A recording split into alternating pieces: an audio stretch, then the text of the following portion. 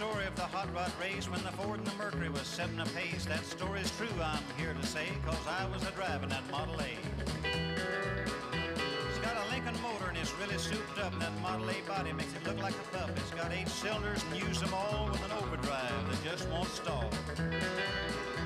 Got a 4-barrel carb and a dual exhaust, 411 gears that can really get lost. Got safety tubes and I'm not scared. The brakes are good and the tires are fair. We left San Pedro late one night. The moon and the stars were shining bright. Everything went fine up the Grapevine Hill. We was passing cars like they was standing still.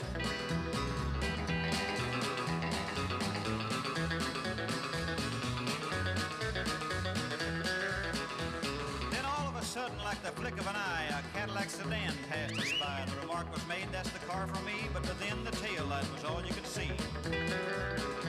Well, the fellers ribbed me for being behind, so I started to make that Lincoln unwind. Took my foot off the gas, and man alive, I shoved it down into overdrive. Well, I wound it up to 110, twisted the speedometer cable off the end, had my feet clear to the floor, says that's all there is, there ain't no more. Went around the corner and I passed a truck. I crossed my fingers just for luck. The fenders clicking, the guardrail post, the guy beside me, white as a ghost.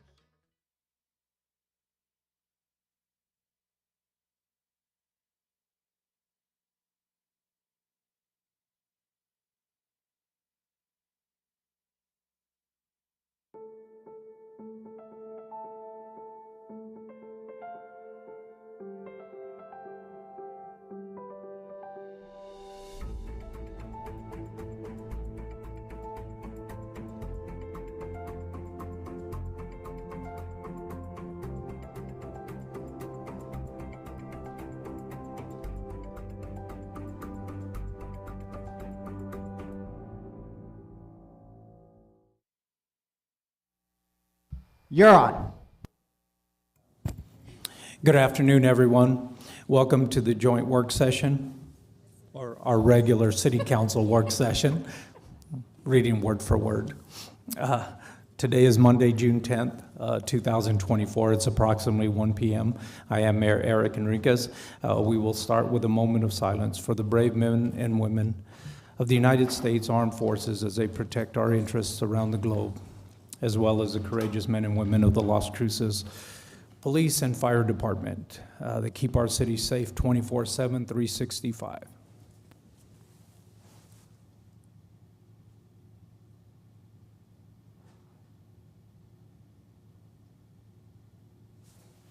Please join us in the pledge.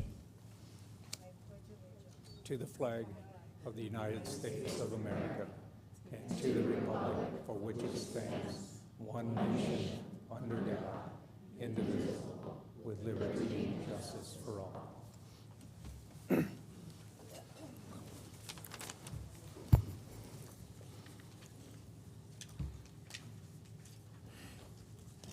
Okay, first thing, Councilor Coran is not here, but she will join us on Zoom. I'll need a motion and a second to allow that. So move, Graham. Second. This is on the motion to allow Councillor Coran to participate via Zoom. Councillor McClure? Yes. Councillor Matisse? Yes. Councillor Graham? Yes. Councillor Coran? Yes. There she goes. Yes, she got it in. Councillor Flores? Yes. Councillor Bencomo? Yes. And Mayor? Yes.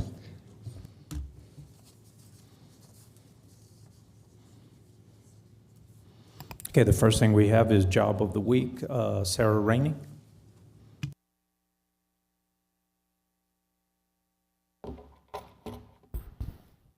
Good afternoon, everyone.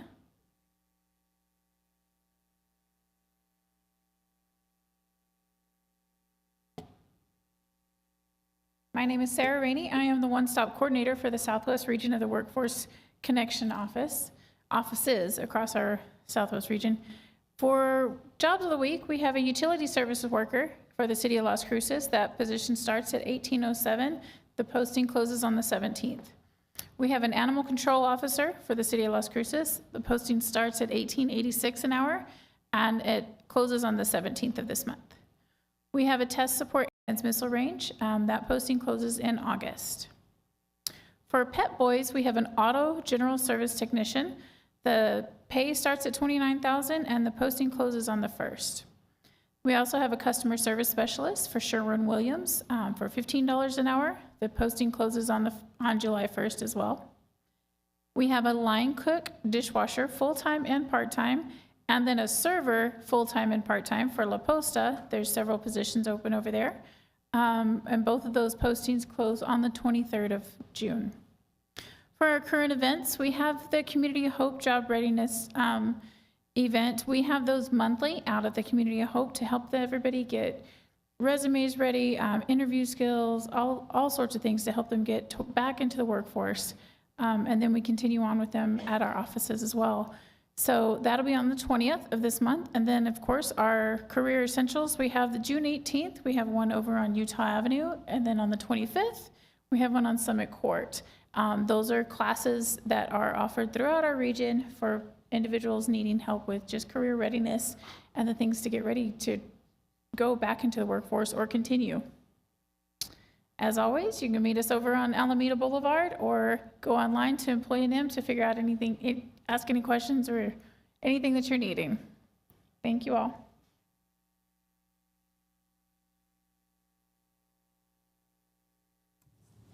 Thank you, Sarah. Next, we have Pets of the Week, Amy DeFelix.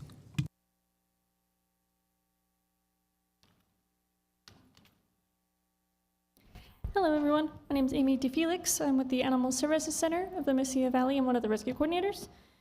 And we'll always start off with our cat of the week, so we can go ahead and do that. Our cat of the week this week is Venus. Her number is 76017. And she says, I am a petite kitty who came in with some kittens of my own. They have since been adopted, so I'm looking for my forever family that will shower me with love and pamper me like the princess I want to be. I love pets, and I'll sometimes even be a little playful with you. I'm a great companion for anyone who wants a sweet and special kitty. And then we also have our dog of the week. She's Portia. Porsche. Her number is 65092. And she says, I grew up here at the ASCMV with my sister Havana. I'm dreaming every day about what it's like to belong to a loving forever family. I promise I will always enjoy playtime and cuddles with my humans, and I look forward to learning lots of new things about being a family dog. Will you make my dream come true? And then events, of course, all June long, we have our Bring Love Home adoption special where all of our adoptions are free. That'll go until the end of June. And then we have an offsite adoption event this Saturday, the 15th. We will be at Canna Company. We'll be there from 11 a.m. to 2 p.m. And if you need the address, it is 3510 Northrise Drive. And then you can find us online, of course. Our general website is ascmv.org. We have social media, Facebook, Instagram, and TikTok. We post a lot of our adoptable animals and kind of current events going on. And then YouTube and Spotify and Apple Podcasts, where we upload episodes of our podcast, Tales from the Paw Side. And that is all I have. Thank you. Thank you, Amy. Next, we'll start with our agenda items. First one is 3.1, presentation of the Las Cruces Public Library's master plan.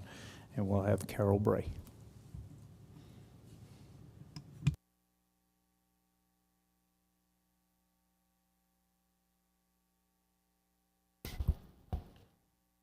Good afternoon, Mayor, City Council, City Leadership, City Manager Tamoy Peal, and Assistant City Manager Sonia Delgado and staff. My name is Carol Bray. I'm the Director of the Quality of Life Department, and I am very excited to welcome Brad Waters, who is with Godfrey's and Associates Consulting, and he will be presenting today the library's master plan that has been in the works for the past 2 years. We started in 2022. This is the third in a series of master plans that the Quality of Life Department has worked on. The first was our public art plan, approved in 2019. Our museum's master plan was approved in 2021. Today we are presenting a draft of the library's plan. And then we look forward to conducting a master plan for senior programs soon when budget becomes available. These master plans, as I'm sure you all know, allow us to envision what our valuable quality of life facilities, services, and programs will look like in the future as we endeavor to provide the best possible service for our community. Adelante con cariño. The library's master plan we are looking at today represents a journey, at least for me, of at least 25 years for our Las Cruces Public Libraries. In 1999, when I was the director of the Brannigan Library, we embarked on a 2-year master plan project that resulted in a very detailed plan to improve library services to the city of Las Cruces and surrounding area, in part through the establishment of branch locations in growing sectors of the city. Councilor Matisse may remember that. While that plan did not move forward at that time, I know that subsequent library and city leaders remained interested in how we could improve our libraries. A space needs and master plan was completed for the Brannigan Library in 2007, and some aspects of that plan were implemented in recent years, such as the Roadrunner Room that we use often today. However, since the year 2000, the population of Las Cruces has nearly doubled, and we still deliver most of our library services from the Brannigan Library, our only full-service library facility that is now really stretched to its limits and barely meeting the needs of our community. We have 2 micro branches at the Munson Center and Sage Cafe, but frankly, they serve primarily our seniors that use those centers. So we know that more needs to be done. I am very grateful to Brad Waters and the team that he works with at Godfrey's and Associates, including his late father, Dick Waters, who is my good friend and colleague who recently passed. They have done an excellent job working on this master plan, and I really am grateful to them. They have rejuvenated some ideas from past plans, the 2000 and 2007 plans, and added much important content based on their knowledge of today's libraries and a detailed peer library analysis that Brad will tell you a little bit about to create a master plan that will serve our libraries and our community for 20 years to come and perhaps more. We appreciate your interest, Mayor, City Council, and City leadership, all that you have shown in creating a first-class library system for our community. And we hope that you will find this presentation that Brad is about to make as inspiring as we have found it to be. I will now turn the presentation over to Brad and return to answer questions at the end. Thank you, Carol.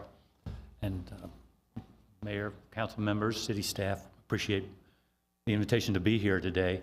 Let me make sure I can run this machine. There we go. So the presentation today will be kind of a synopsis of the report that we gave you a draft copy of. Hopefully you all got a chance to look at that. We'll hit the high points today and love to incorporate any feedback or any questions that you have in a later draft.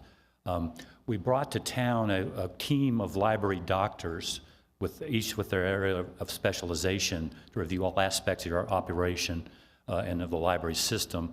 And we wanted to start out by aligning the goals that we would form for the library with Elevate Las Cruces. We recognize that was a substantial amount of planning that was done for that and very significant.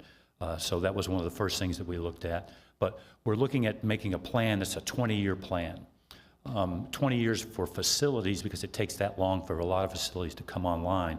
We'll look at 5, 10, and 20-year planning horizons, as you'll see here in the presentation. And we always wanted, we see every step in the planning process as a public relations opportunity for the library, so we wanted to take advantage of that as we went through the process. One of the first things we did per your RFP was to look at industry trends across public libraries in the nation, and that became section 2 of our report. One of the key trends is the age-specific services, how libraries now are so geared to distinguishing the needs of toddlers versus grade school kids versus tweens and teens, and even everybody every year after they get out of school. So it's all about meeting the needs of individual customers. So certainly STEM education. The public library is a component of the public education system. It's just not a compulsory like the grade school or the public schools are, but it's a place where anybody can come and learn. So all sorts of things beyond books anymore are done at the full-service public library. Clearly, job skill training, has done, retooling people into new careers, helping them write resumes, helping them interview for a job, even giving them technology now to interview virtually for a job where they might not have that ability to do at home. Certainly, completing high school education or English as a second language is another aspect of what a lot of libraries do. Small business support, incubating small businesses, entrepreneurs is a very popular thing in libraries these days. They provide space for entrepreneurs. They provide computer technology that people might not have or be able to afford as a startup business, maker spaces with 3D printing to make product examples or patents, things like that. Most importantly, the public library, the modern public library, has a lot of open space. So space that's adaptable to future change. We don't know what technology will bring, but we know it will evolve. And so we want to make sure we have the space to do that. That requires movable furniture, being able to have multiple uses of the same space, limited opaque walls, lots of glass for controlling security and supervision and acoustics. All of that makes it easy to supervise and then makes it easier for the staff and less expensive for the staff to operate. Clearly, in any new construction, we want to look at a net zero building if possible.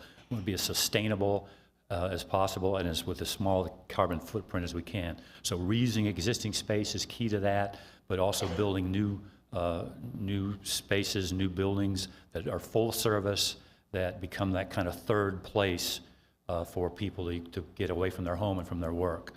One of the things that we like to cite is the return on investments that public libraries bring to the table. This is a study that we're based in Dallas, Texas. We like this study because it's very conservative in its methodology.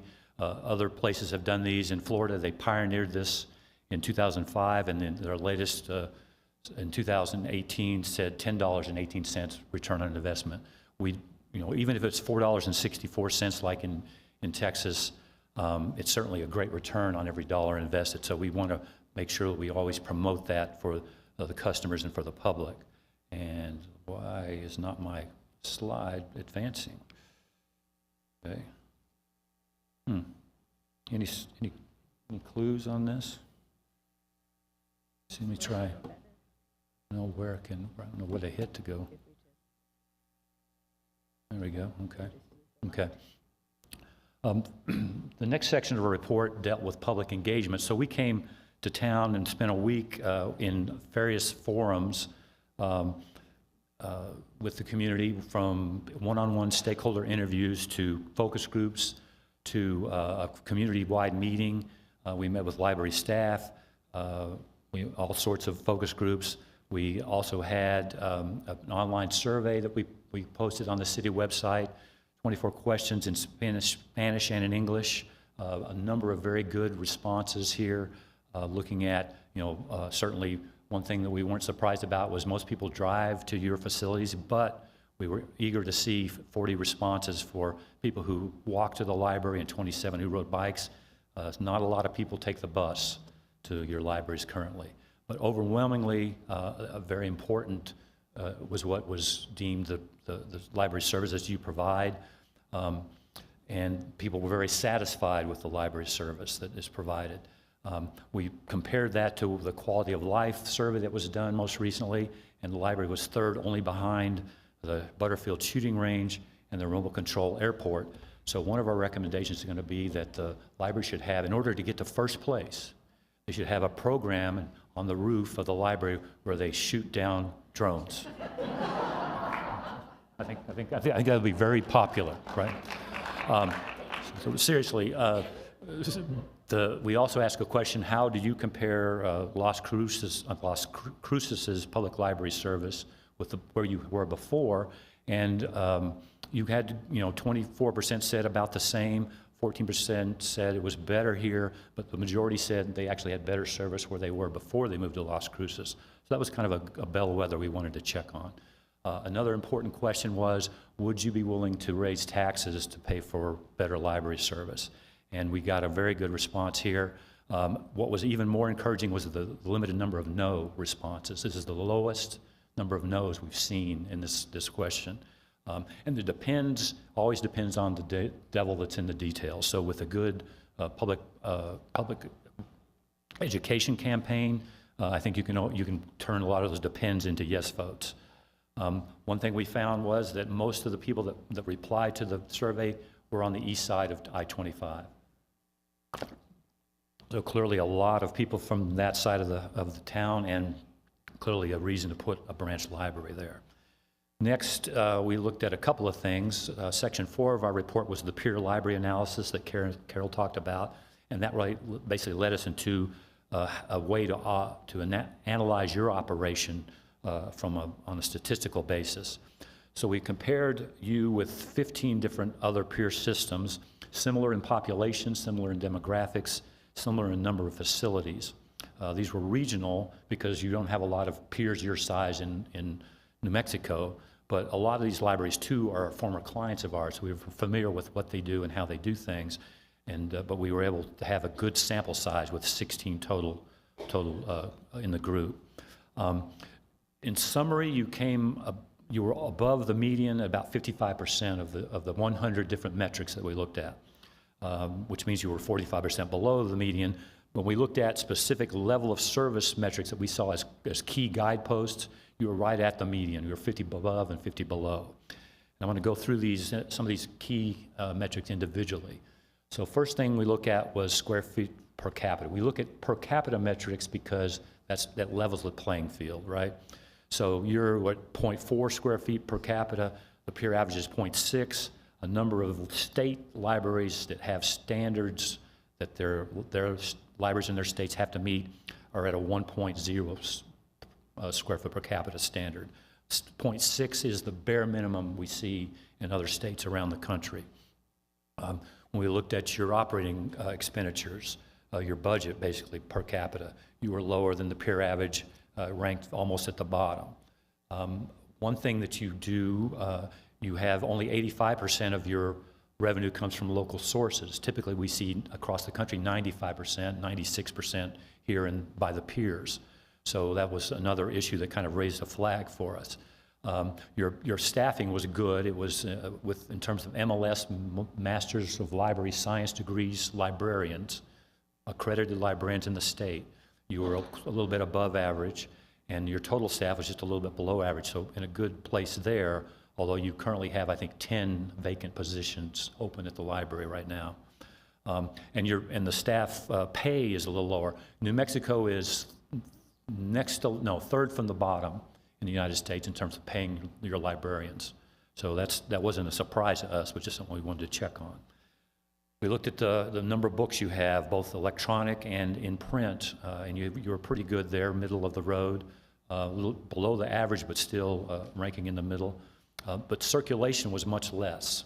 So you have a good collection, but it wasn't circulating as well as we might expect. And certainly a lot of that was to do with a very low circulation to children's books. When we delved into that issue, we found that you only have 25,000 children's books, 26,000 in the collection, which we would want to see probably more like 50 or 60,000. So our excuse for that is you have a very vocal client base that comes from the university. They come in, they ask for a lot of books there, whether it's for research or just regular education or reading. And so you cater to those folks, and I think you buy a lot of books for them, but you don't buy as many for kids as you might. And I know that Sarah Booth, the library director, is working on that already. So this is something that I think is going to turn around pretty quickly. Turnover in terms of collection items, so how many actually get checked out. You were right at 1. So 1.0 means every item got checked out once in theory, right? So again, below the average. Your visits were right around the middle of the road. That's a good thing. But your program attendance was way low. I know they're working on that now. They have a very good outreach program, so they're getting out in the community and strumming and churning business and people's acknowledgement that the library does exist. And so I think you'll start to see a rise in the people coming into the building. And your computers were very last, so you were very at the bottom of number of public computers available to the public. So those were some of the things that we saw as key metrics. We would call those level of service standards that we would want to see as guideposts for guiding the future of the library as you move into the future. So we would want to see maybe a 5-year gain in the staff expenditures, 10 years in total expenditures, and then 20 years in catching up with the space needs, because it's going to take time for those spaces, those facilities to come online. Certainly, so now in our next sections, next couple of sections, we looked at not only the facilities in terms of square footage, but also how would you deploy future facilities in a network in the library.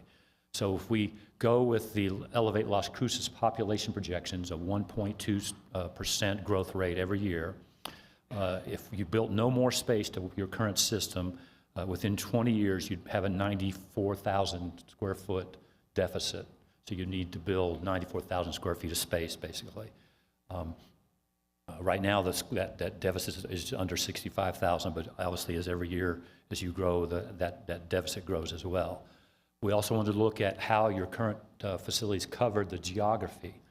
So we looked at a 10-minute drive time around each of those 3 locations. So these polygons that you see on your screen are those 10 minutes that people can drive. The outer edges or less, the closer they are to the dots, the green, the red, and the blue dots.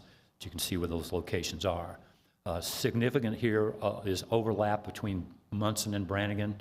They almost duplicate each other, so a lot of redundancy there. And you can see the municipal limits and where there are gaps in service where there's no coverage within 10 minutes.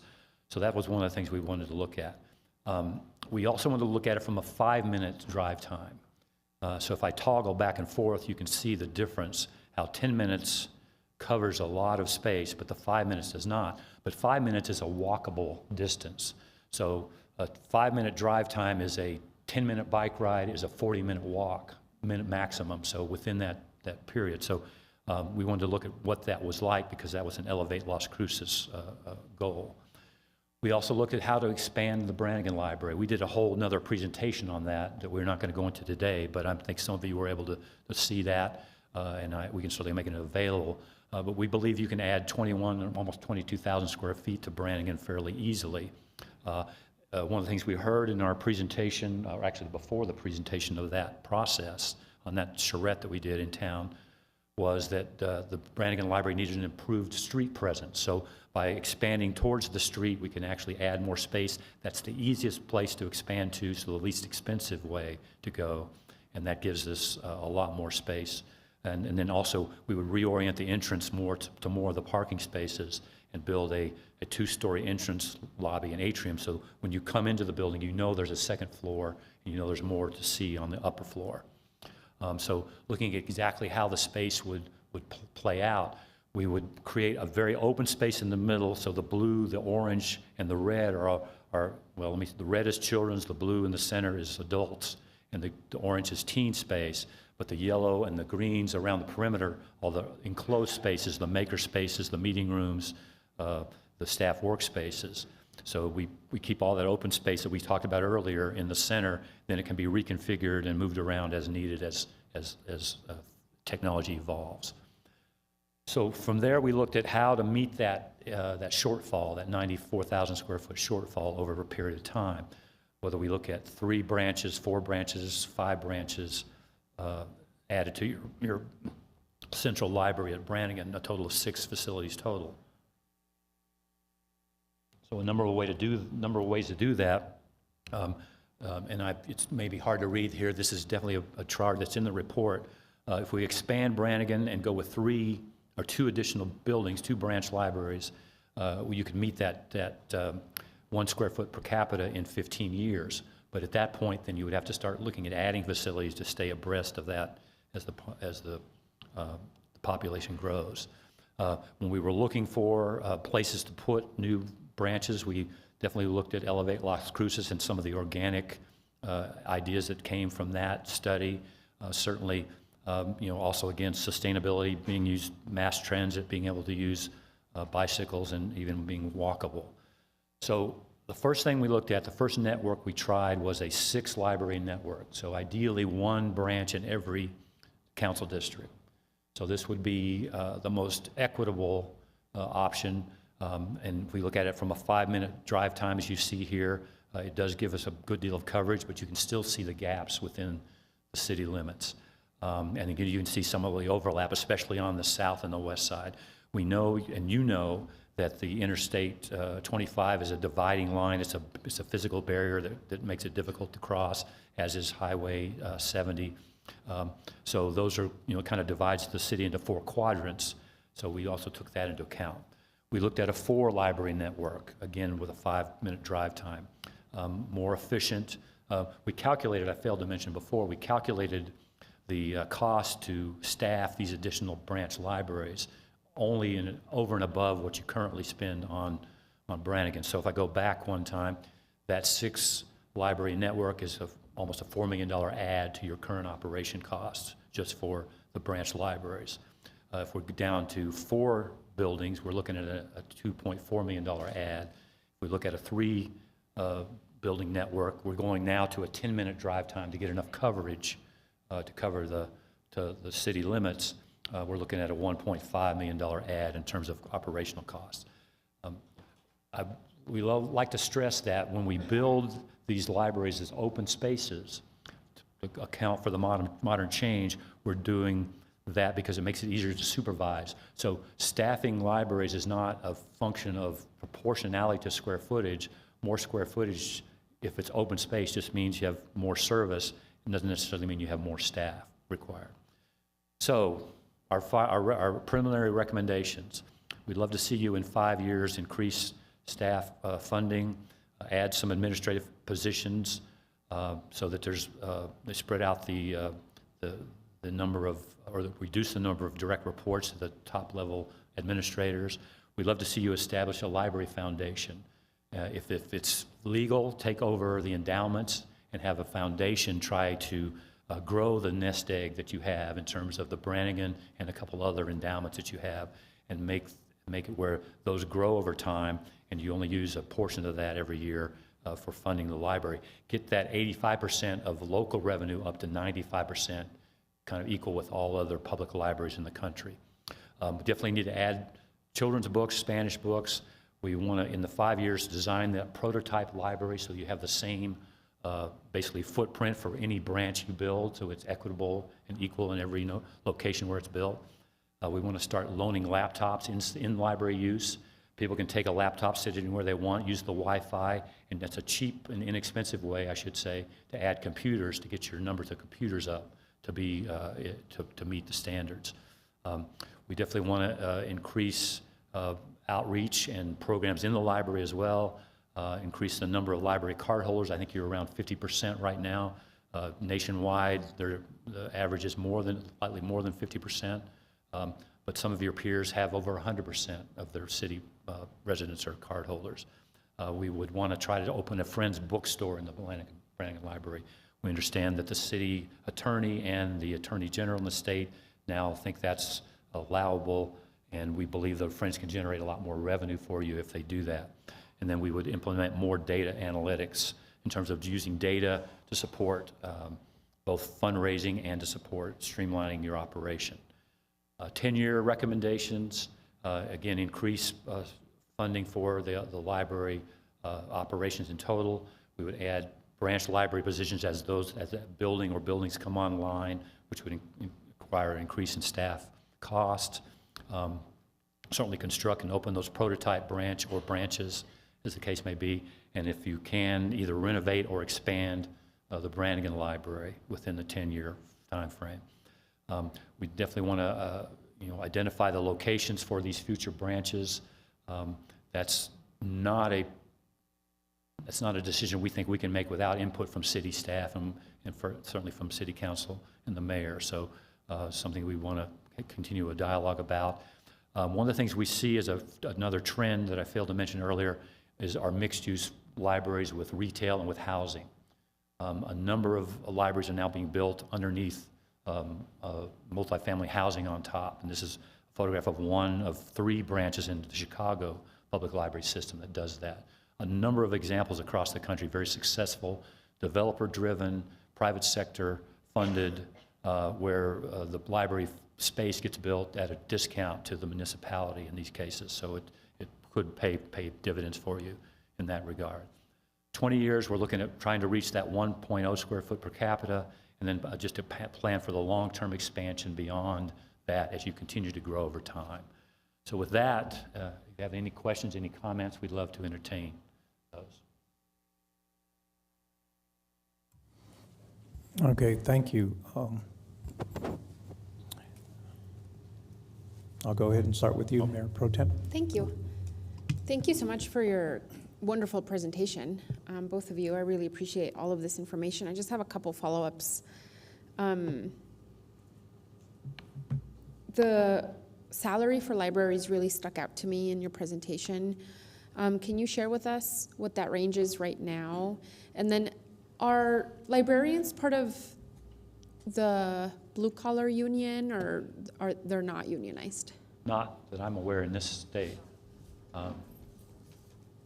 That has its pros and cons. Let me see if I can. Yeah, I don't have it. It's on my laptop. I don't have it here. Okay, that's right, sir. We do recognize you just had a compensation study done, and that has elevated a lot of those salaries. We'll put that into a cost model we have to tell you exactly how much it's going to cost to staff these future libraries, and we'll add in the benefits and everything so you know exactly what it's going to be. But you saw the difference between your salary at 53 and the peer average of 74. Again, those are from Colorado, not from Texas, I tell you, from living there, but probably mostly from Colorado and other places in New Mexico. Well, I definitely don't like hearing that Texas is doing anything better than us, so that's definitely... Don't worry, they're not. Okay. Mayor Pro Tem, Mayor Pro Tem, Carol Bray for the record. I believe Sarah Booth, our Deputy Director, can give you the exact answer to That'd your be great. question. Thank you. Good afternoon, Mayor Pro Tem, Mayor, City Council, Sarah Booth, Library Deputy Director for the record. Our librarians come in, our regular librarians start at $43,500. Thank you. And those are folks with master's degrees? Correct. That's very, very low. Correct. That's embarrassingly low. Yes, it is. Okay. We're very, very lucky to have such wonderful staff. Yes, absolutely. Staff salaries has been a longtime priority for myself, and I know for this council, so I'm glad that you're raising that issue, and Thank you. we'll certainly follow up with the city manager about that. That's very concerning to me. Thank you. Thank you. And then can you speak a little bit more about the Library Foundation? And I'm not familiar with that kind of model, and I think you said if it's legal. Did you say that, or did I misunderstand you? Well, having a foundation is clearly legal. It's a 501(c) or C3. So it would have to be formed. And actually, I believe when Carol was director, there was a library foundation that had been formed. Under the city? No, it's separate. Again, it's a nonprofit, individual, independent thing. Carol Bray for the record, Mayor Pro Tem. So yes, in approximately 1997, 98, we formed a library foundation, and they were a separate 501c3 organization with the goal the Friends of the Library at that time were not as active as, and I forgot to mention, we have a Friends presence out here today. You probably noticed the people wearing purple are out here.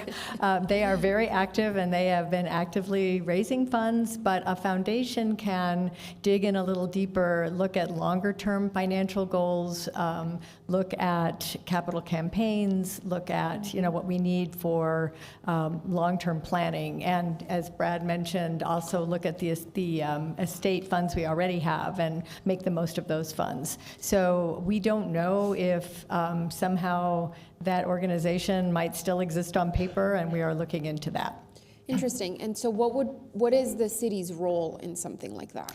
So I think generally something like that operates. We have a similar situation with our foundation with the museums, for example. The museums has a foundation now. Right. And so basically they have a board, they meet on a monthly basis, and they report to the deputy director. They work with our deputy director for museums. And I am involved to a certain extent in working with them, but they basically work independently but in tandem with our goals and our objectives, and they understand that when they come to the board. Thank you. I appreciate that. I'll certainly look a little bit more into it. Yeah, let me just add that the best model is an advisory board that's made of volunteers in the community but that they hire development personnel, development professionals. Usually it's one individual who's a full-time that goes out and knows how to ask people for money, especially wealthy people or corporations, et cetera, with probably a half part-time or a full-time clerical person as well. So their salary is based on how well they do, but they're overseen by an advisory board. That tends to be the most successful. Those foundations will raise in the millions of dollars a year when they're up and running. And being part of a capital campaign is a good way to start one up. So if you decide that you want to bond for a branch library, as an example, then with having a library foundation up and running, then they could piggyback on that and help raise money privately to help maybe furnish or do whatever to add to the capital money on that campaign. Thank you. And then my last question was just a clarifying question.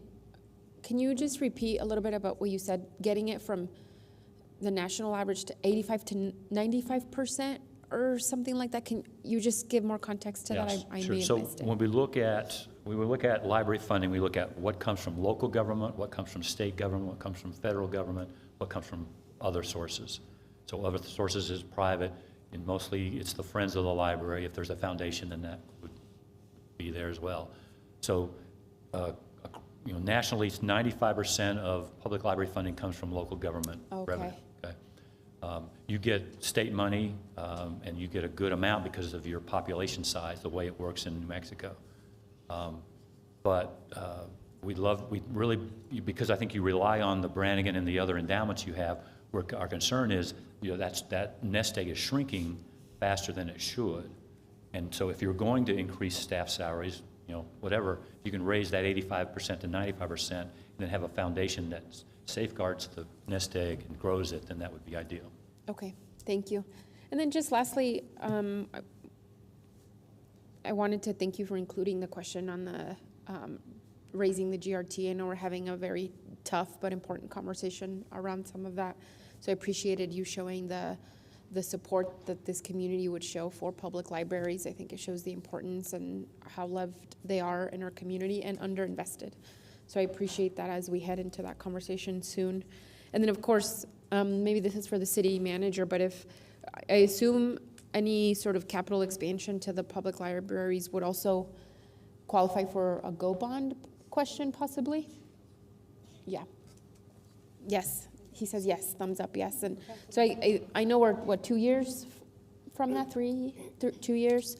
So I think, I would definitely want us to have that at the top of our heads as we go into the next GO bond cycle and what that might look like for the library. Thank you.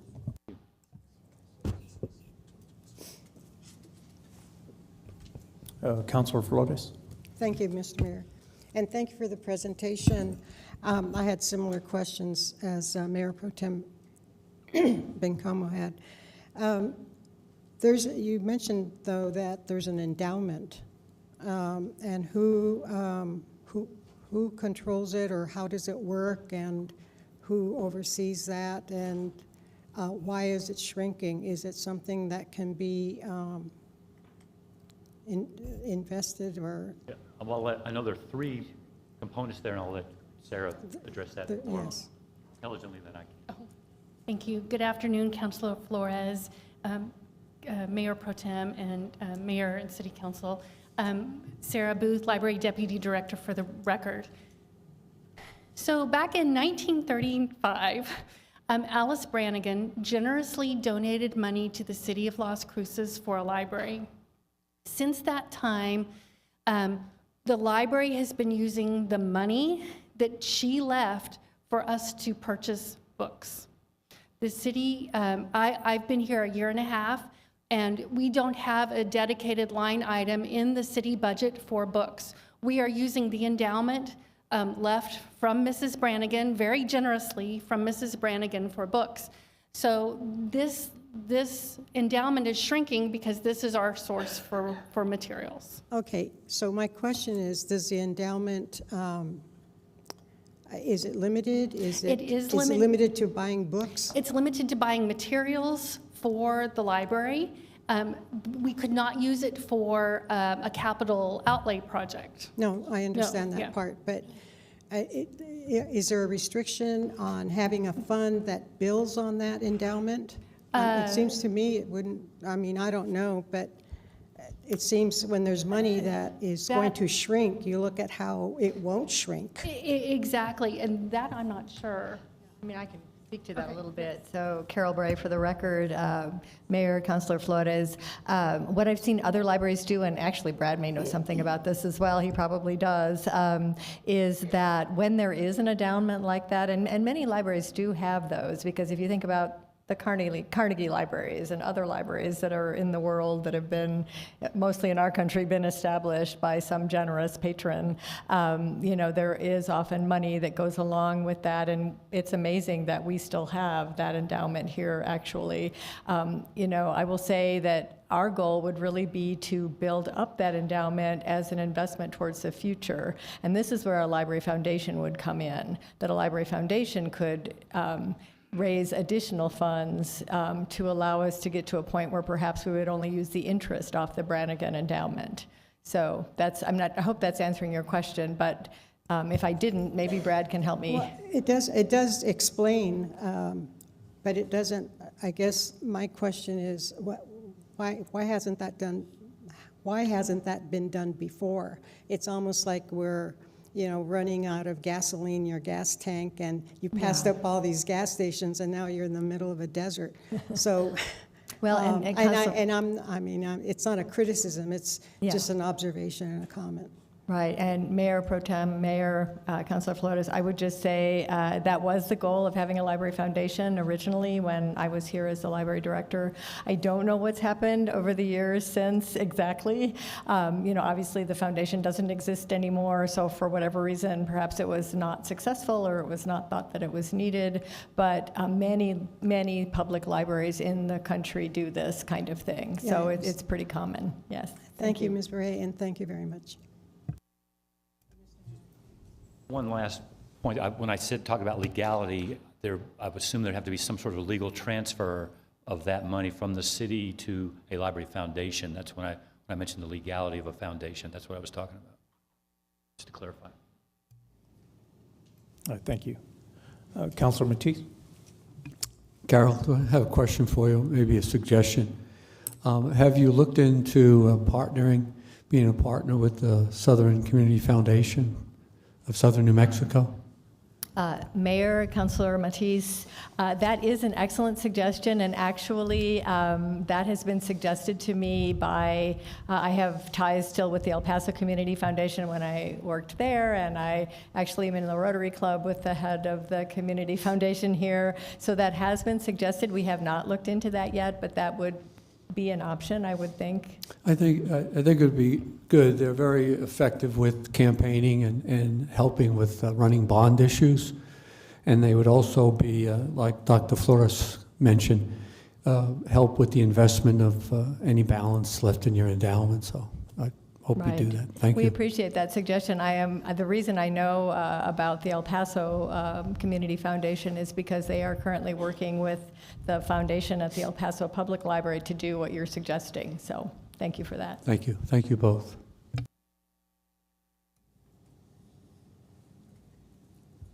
Yes, Councilor McClure. Yeah, I had a question too. Going to the foundation, what would that look like in terms of creating it? Would it be a resolution from our end, or what is the mechanics of that? Yeah, I can start and you can finish it. Okay. Mayor and Councilor McClure. So, you know, I think it probably can look a lot of different ways, and I'm going to let Brad speak to that also a little bit. But, you know, in the case of the ones I've been familiar with, you know, you bring together individuals who you know have a strong interest in the library, have a strong financial background, you know, have the interest in creating a foundation that would actually help build the structure for the future. And, you know, we worked with an outside attorney at the time that I was here before to get our 501c3 status and that kind of thing, and just go through the normal process of establishing a nonprofit corporation. Now the Museums Foundation, and I don't know if Rebecca wants to speak to that a little bit, Museums Foundation that we have currently in place followed a similar procedure as I understand it. Good afternoon. Council Rebecca Slaughter, Assistant Director for the Quality of Life. So the Museum Foundation is more of a Friends Board, but yes, they went through the same process, and they have a memo of understanding with the city so that they can fundraise on city property and fundraise for the museums adjacently. And then they use those funds either by directly giving them to the museums for a project, or one of the biggest projects that they've done is they went to the state legislature and asked for funding to repair the caboose that sits next to the Railroad Museum. And then they gave those funds directly to the city through City Council, and the City Public Works Department then spent that money as a public works project to work on the caboose. So it depends on what the project is and how that works, how those funds are spent, and how they're raised. But if the foundation does the fundraising, at least the museum's foundation, if they do that fundraising on city property, that MOU covers them, and they don't have to come to City Council every time they do an event or go out and say that they are doing it for the museums. And it works very well in that process. So, and I think if I can speak for what I know of the Brannigan estate, one of the impediments in the past or the discussions has been because there is a very strict restriction on that funding. The discussion has just been about muddying that water, and I think that would just be a legal issue that can be taken to the legal department, and then having that discussion about breaking that trust to change it to a different type of funding. And also, Alice Brannigan was really awesome, and she actually paid for the building of the Brannigan Cultural Center and building the Brannigan Library. Not just books, but now it's just books. So, anything? Thank you. I have one more question. Yes. I'm thrilled to see the support that you've got here. What would that look like in terms of creating that bookstore? I mean, I'm a big fan of seeing, you know, how quickly could something like that get implemented? Is there space, I guess? We actually had a discussion this morning about getting a temporary space going as soon as possible, maybe by as early as this August. The friends members that used to run the bookstore before it was termed not viable were maybe making as much as $100,000 a year by selling books on a daily basis, maybe 4 hours a day, 4 to 5 days a week. And that's not uncommon in places that do have an ongoing operation. We've seen bookstores that rival, you know, half-price books, 2,000 square feet, but you don't need that. So initially, I think we could carve out about 500 square feet in the library now, and really make a difference in terms of the revenue stream. And that could be done with shelving that we already have that's surplus. That would be great. I also find it slightly horrifying that it isn't a line item, because I know that costs of books are incredible, especially journals, things like that are very pricey. I think people don't know necessarily all the services you offer, but also what you pay for them. So I think that telling that and explaining to what that is and asking for that funding, I am down to support the library, just as y'all know. But yeah, I'm looking forward to this expansion. What would that look like? What are you seeing that happen? How quickly can we get something like that together? I think we have a decent concept. We'll share that more with you in the final report. My hesitation is with current financial, the current fiscal climate in the country. Every December, Library Journal magazine publishes a list of all the buildings that have been renovated or built new in the public libraries in the country. And this last December, we count the numbers, the cost per square foot for new library construction was around $700 a square foot. So if you talk about adding 21,000 square feet to Brannigan now, that's just adding the new space. You're looking at a $22 million project. That doesn't include renovating the other space that's there. So, you know, a Brannigan renovation and expansion would be $25 to $30 million. A brand new 35,000 square foot prototype branch library would be about $25 million in today's dollars. And because of the inflation situation, it's really hard for me to, you know, to warrant those numbers very far into the future. I'm a licensed architect to practice in Texas and Wyoming. I'm looking into getting my license in New Mexico. I'd love to design a renovation or expansion of your Brannigan building. I've grown very fond of it. It's a really cool building, and it was really a cool concept when it was designed, but it's been kind of Frankensteined with all the additions that have happened to it, and where there was natural light coming to the building originally, it's all been covered up with new construction. So I think from a timeline, you would look at 6 months to a year in design, another 6 months to a year in construction drawings, and then a couple of years of construction. So anywhere from a 2 to 4 year start to finish, you know, from design to cutting a ribbon, be the outward in and out of it.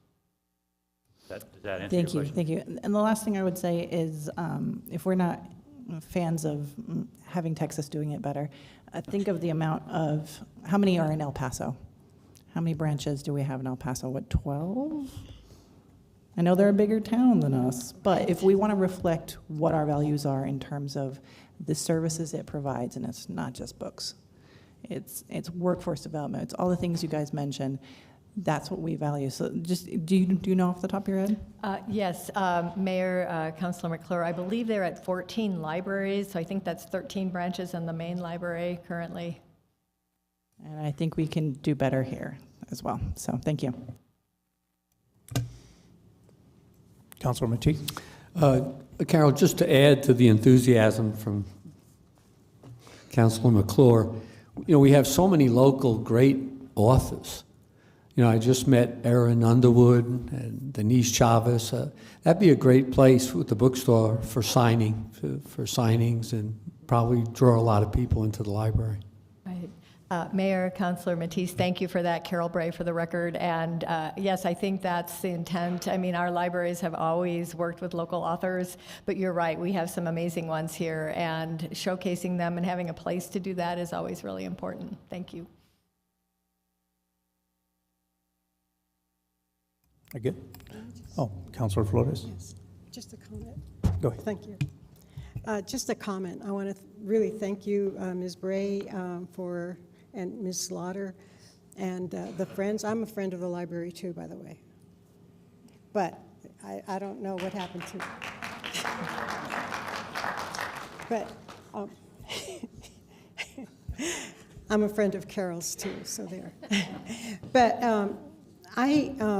I think I've said this before, and I mean, you know, libraries are just the lifeblood for, I know as a child, it was really my oasis.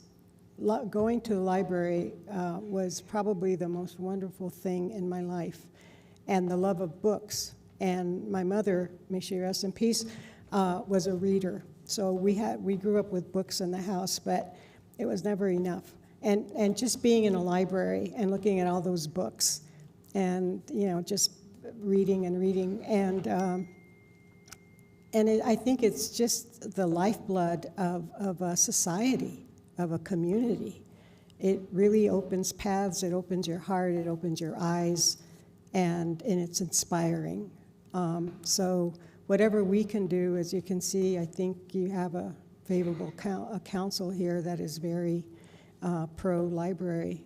Whatever we can do, I think for a building, we could probably get a GO bond or capital outlay, maybe, you know, or combine whatever.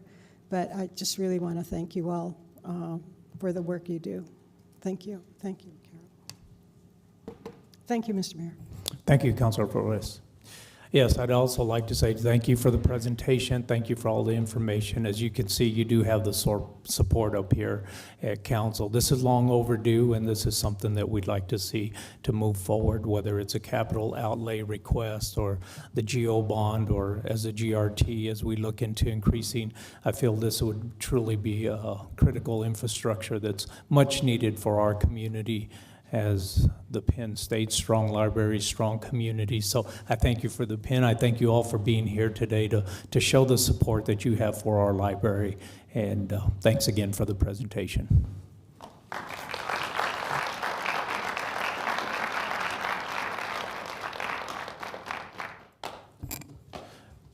Next is item 3.2, Memorial Medical Center overview.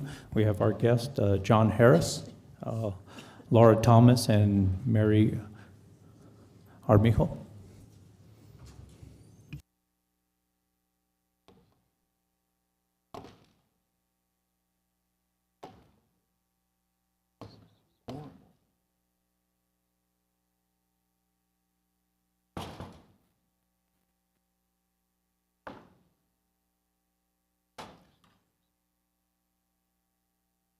So we advance to the right.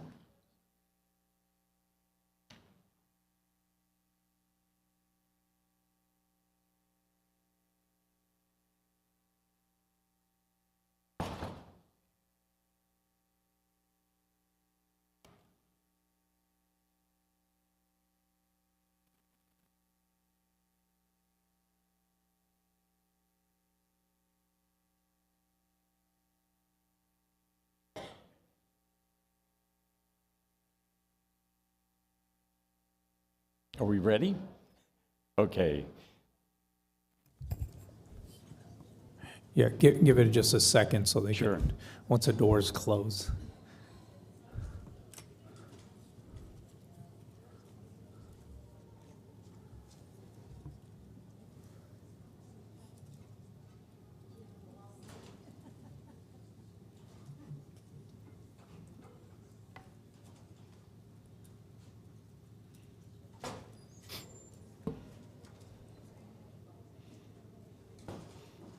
Still out there. Rowdy. Yeah, they're good supporters of the library. That's good. Yeah. Okay, go ahead, Mr. Harris. Thank you for being here, and go ahead. Thank you very much. Thank you for having us here. I want to tell you it's a great opportunity for us to have an opportunity to talk about Memorial Medical Center, share some of our hospital updates, and address some of the concerns that have been raised about the hospital more recently. So with me today are the following individuals. First of all, the Chief Operating Officer of our hospital is Mary Armijo to my left. Mary. And then also our Chief Nursing Officer, Dave Schmidt. And then LT is our Chief Financial Officer. She has lost her voice very conveniently for this presentation, so I will be handling her section of the presentation. I'm John Harris. I'm the CEO of Memorial Medical Center. I have been the CEO of this hospital for 10 plus years. And to begin with, I'd like to briefly address some of the recent media coverage, including a story by NBC News, which contains a number of inaccuracies and misinformation about our hospital and its policies and its actions. The story focuses on Memorial's ownership structure and assertions that the hospital turns away or denies care to poor or uninsured patients. It also questions our commitment to our patients and community, including the charity care and community benefit that we provide.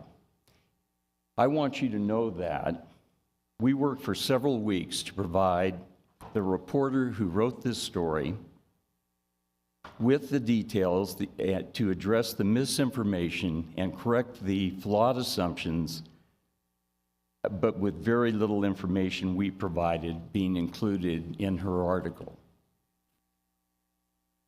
You need to know that what has been published is not reflective of how our hospital cares for patients or how it contributes to our community. It certainly is not reflective of the hard work and dedication of our team that does so much for patients every day, in the thousands of patients. We do not turn away or deny care to indigent patients, nor do we turn away, deny care to, or delay care for patients because of outstanding balances or unpaid bills. In fact, it is quite the opposite. Our team constantly works to enhance our community's access to care and address financial stressors, and has payment plans, discounts, and other options to assist them. We've been very progressive in doing that, and very detailed and assertive in trying to help patients. In fact, over the past several months, we have worked with Jamie Michael at Doña Ana County, and this is a very important point, on a new solution to address the provision of outpatient cancer care for residents who cannot qualify for any other support. One of the advantages that we all have as New Mexicans is the expansion of Medicaid. And if people will take the time to apply for that, it helps us all. This new program, in partnership with the county, will provide financial assistance for outpatient cancer services for residents who satisfy eligibility requirements and do not qualify for other coverage options like Medicaid or New Mexico State, or the New Mexico State Insurance Pool. None of this is simple. Healthcare is incredibly complex and highly regulated, so in most cases, solutions like these do not happen overnight. I have pushed aggressively for this plan to get established. We have had the full cooperation of the county as well as the city. But I can assure you that we are committed to being a good community partner and are actively working on additional tools and resources to help patients better understand and connect to what resources are available to them. We appreciate the opportunity to set the record straight with you today and address any specific questions or concerns that you may have. So,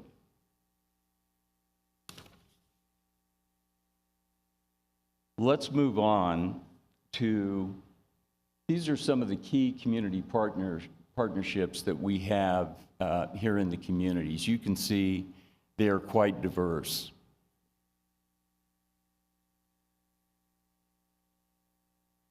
So let's talk a little about our mission, our vision, our core values of Memorial Medical Center. This is what they are.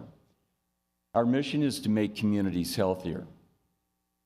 That can be challenging in any community, not only in the city of Las Cruces, but also in the surrounding areas throughout the county.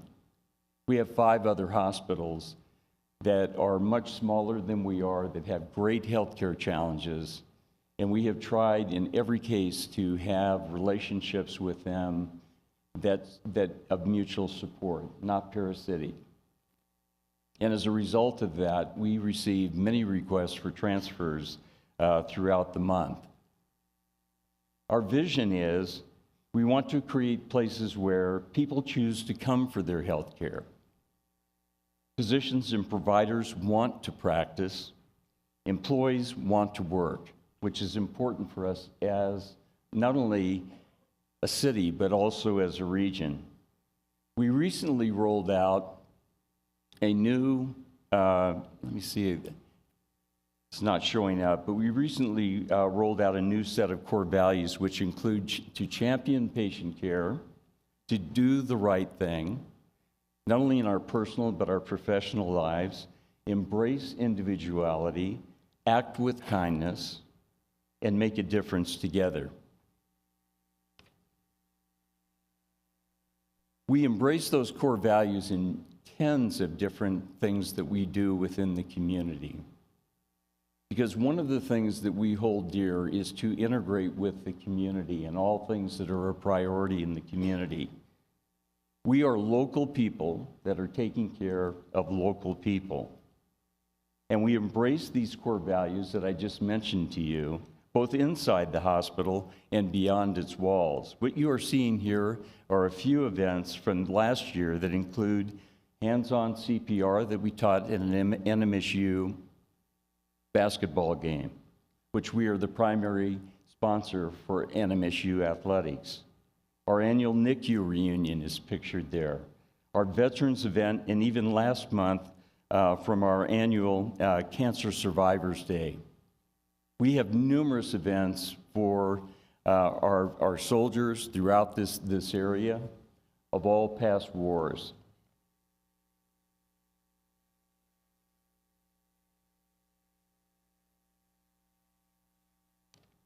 Let's talk just for a minute about who we are as an organization in terms of our community benefit report and impact. We are one of the largest employers and healthcare providers in the Mesilla Valley region. We are proud of our record in Las Cruces and Doña Ana County. In fact, we are the largest hospital in southern New Mexico. I'm the immediate past chair of all of the hospitals in the state. I'm the immediate past chair of the medical center. I sit on 2 economic development councils, and I'm also on the board for the Chamber of Commerce. Mary, that's sitting to my left and your right, is on the foundation committee for the public schools. For 2 decades, as part of LifePoint Health, Memorial has collaborated with the city and the county to expand healthcare services across this region, bring new providers to our community, care for all who live here, and be a great partner to each of you and certainly to the county. We don't take that lightly. No one recruits more doctors to this community than we do. We aggressively do that because we have the oldest medical staff in the entire United States. We also have the highest med-mal caps.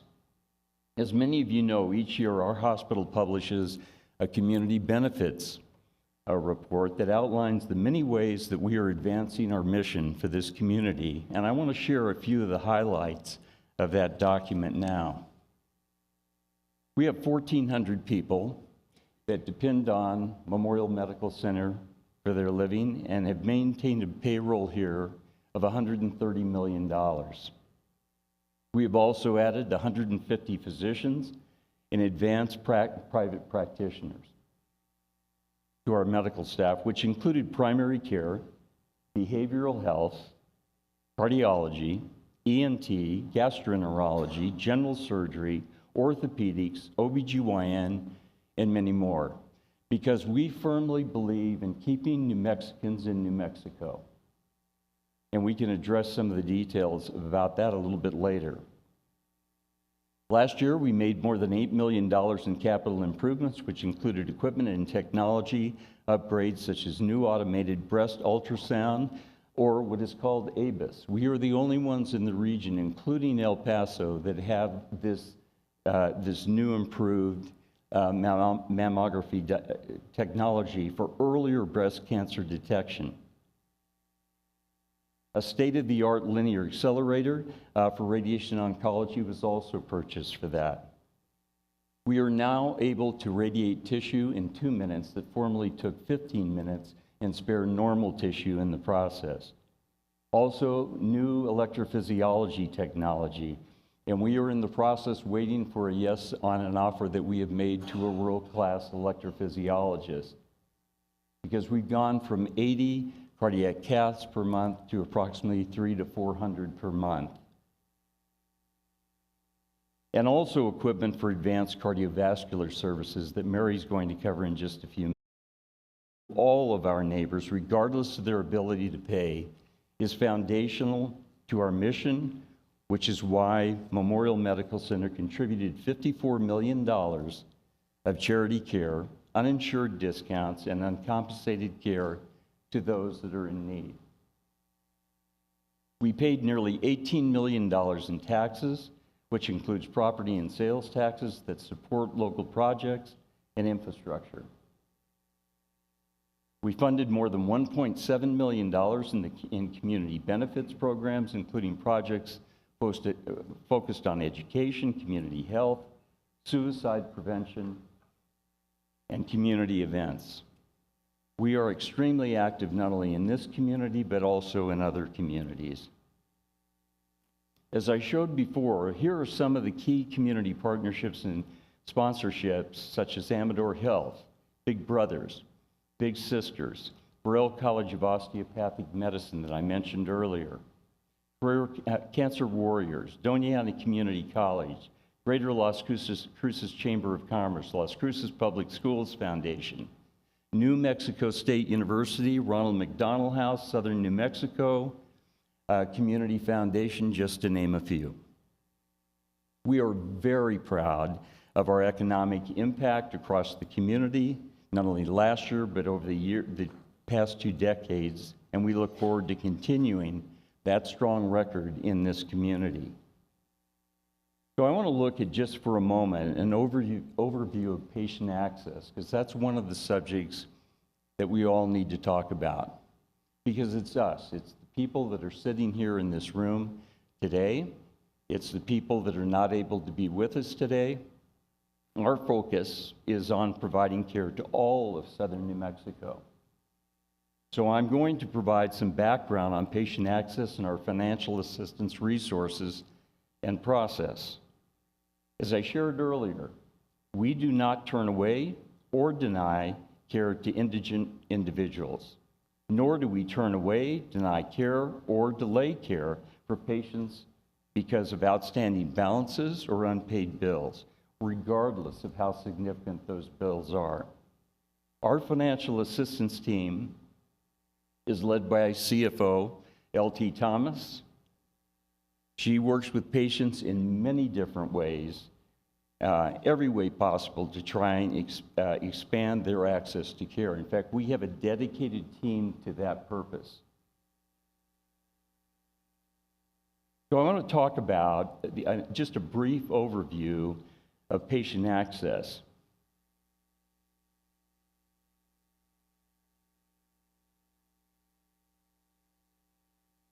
It is rare for people that we are unable to help uninsured or underinsured individuals in qualifying for coverage or financial assistance. In most cases, our team is able to assist uninsured individuals in qualifying for Medicaid, as I mentioned earlier, assuming that they do not meet Medicaid's requirements for the New Mexico Medical Insurance Pool, which our hospital participates in. Most individuals do. A few people, I should say, who do not qualify for Medicaid or the New Mexico Medical Insurance Pool may be candidates for the county's Healthcare Assistance Program, or CHAP, as a program. Additionally, our hospital is in network with most insurance plans and has a lot of success in setting up single case agreements with plans that are out of network. If a patient comes to us, does not have an insurance plan, or the insurance plan, for some odd reason, there are very few of these, has not contracted with them, for example, for patient care, we will negotiate with them and try to get insurance coverage on a one-off basis for that individual. And we spend a lot of time doing that. And we document those activities, whether we're successful or we're not. Over the past 2 decades, some of our policies have evolved as healthcare and local and state and federal regulations have evolved. However, any changes in policies or procedures have always been done in close partnership with the city and with the county. In fact, we have designated seats for both the city and the county on our board of trustees. That has always been that way through the asset purchase agreement. Your city manager sits on that board, and the county manager sits on that board. So when someone asks, are we getting monthly reports? Yes, you are. You have a representative, a responsible individual that sits on that board on a monthly basis. And all things from quality to you name it that is handled throughout our system. And we're not just a hospital, because we have nearly 30 clinics of physicians, freestanding facilities of a variety of different types, ambulatory surgery center, diagnostic imaging center, et cetera, that are all covered during that meeting. We also understand that navigating healthcare coverage can be incredibly confusing for the public. It sometimes gets confusing for us as well, and the highly regulated nature of our industry and the strict requirements that we have to follow often mean that healthcare providers are restricted in the levels and kinds of support that we can provide. That said, our team is always working on additional tools and resources to help patients better access care locally. That's a true integral part of our strategy. So now, with that, I'm going to ask Mary Armijo, my Chief Operating Officer, to share some of our current and future policies. Priorities. Sorry, Mary. That's fine. Thank you, John. Hello, my name is Mary Armijo, and I'm the Chief Operating Officer at Memorial Medical Center. So thank you, Mayor and council members, for having us here today. So I want to just talk a little bit about our services. So I moved to Las Cruces in 2019 to join the leadership team at Memorial Medical Center. And as a native New Mexican, this move was a homecoming for me in many ways. And it's been very meaningful to watch and be part of the impact our hospital has had on this community. I have seen this hospital and community come together to weather a once-in-a-lifetime pandemic and rebuild in the aftermath. Memorial supported the community by being one of the leading COVID-19 testing sites in Las Cruces, as well as providing over 25,000 COVID vaccinations. During and post the pandemic, we have also focused on rebuilding our services and our workforce to support and care for our community. Earlier, John shared some of the facts and figures around our community benefit report. And in the 5 years that I have lived in this community, I am proud to say that Memorial's economic impact, contributions, charity care, taxes, and payroll has exceeded over $900 million. We are all very proud to be part of this community and a partner to this community. All right, so maintaining our core services. So I know there has been some discussion about the continuation of services outlined in our asset purchase agreement. And I want to assure you that we are confident that we are maintaining the core services outlined in our agreements.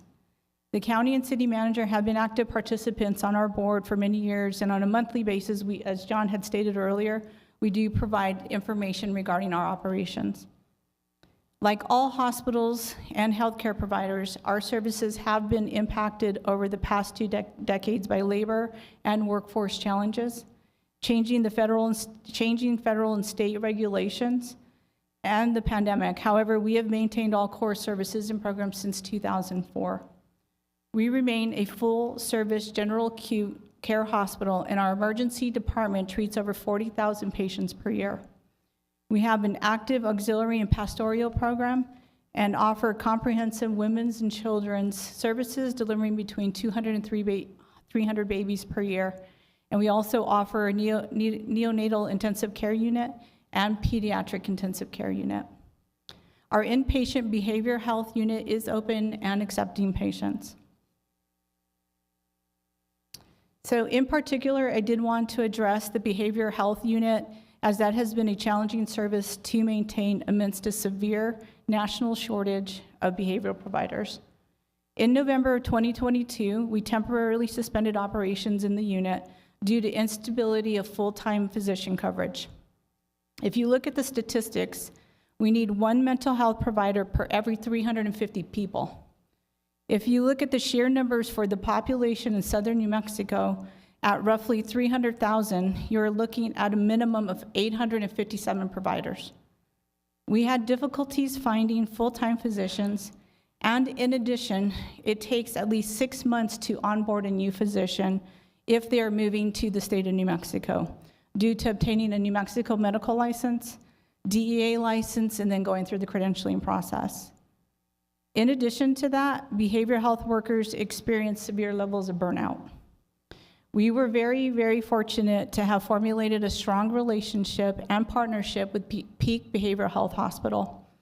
We work closely with Sandy Emanuel, the CEO of Peak, to secure the needed physician coverage for MMC, which in turn creates a continuity of care for patients who may need to be transferred to Peak for a higher level of care.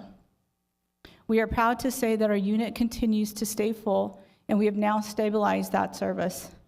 Dave Schmidt, our Chief Nursing Officer, who's here to my right, oversees the program and has done a fantastic job getting it back to a fully functional unit, working with both the physicians and nursing staff to care for our patients.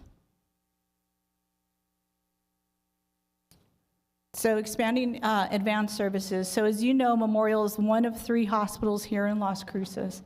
We are consistently working on providing and expanding services not currently accessible or available in Dona Ana County and surrounding counties. We are proud to be a regional referral and transfer center, working closely with the surrounding hospitals to provide a higher level of specialty care and expand access to these services by embedding specialists in rural underserved communities like Deming, Silver City, and Alamogordo.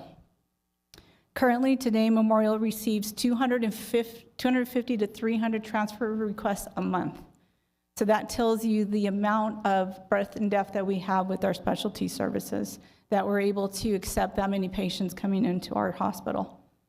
In fact, as an example of our commitment to this community and southern New Mexico, during the pandemic, we focused on recruiting to rebuild our cardiovascular service line. When I joined Memorial and assessed the population need for cardiology services, we had a few interventional cardiologists in the community, but no hospital here in Las Cruces had a full comprehensive cardiovascular program.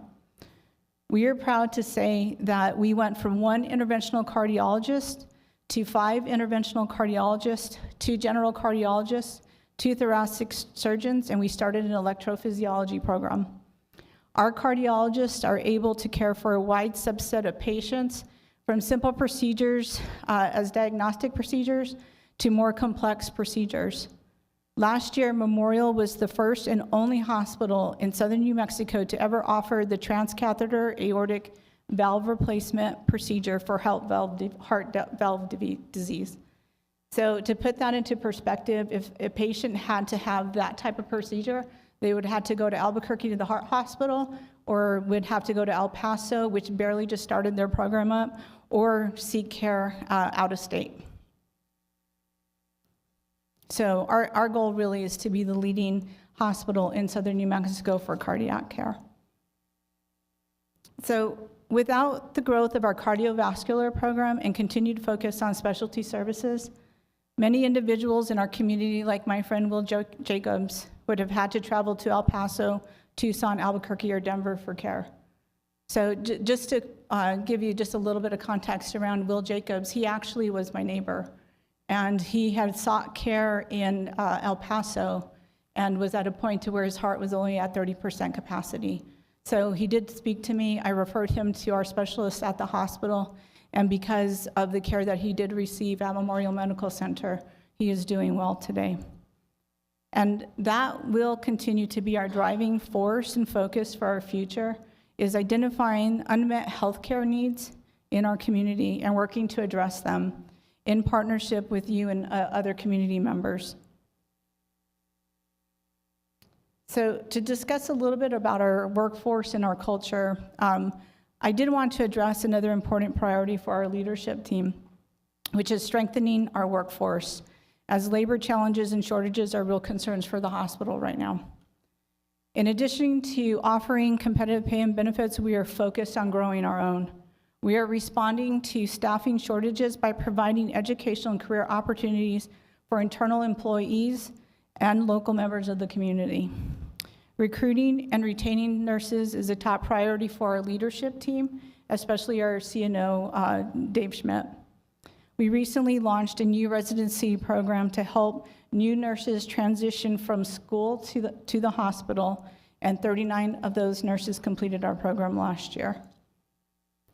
Additionally, we are exploring an international nurse program that would enable us to recruit foreign graduate nurses to Memorial to fill the open positions that we have.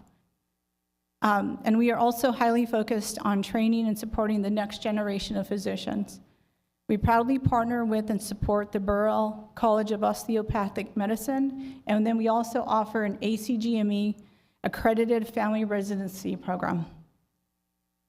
That program has expanded to 30 total residents, with 68% of those residents actually staying in the state of New Mexico.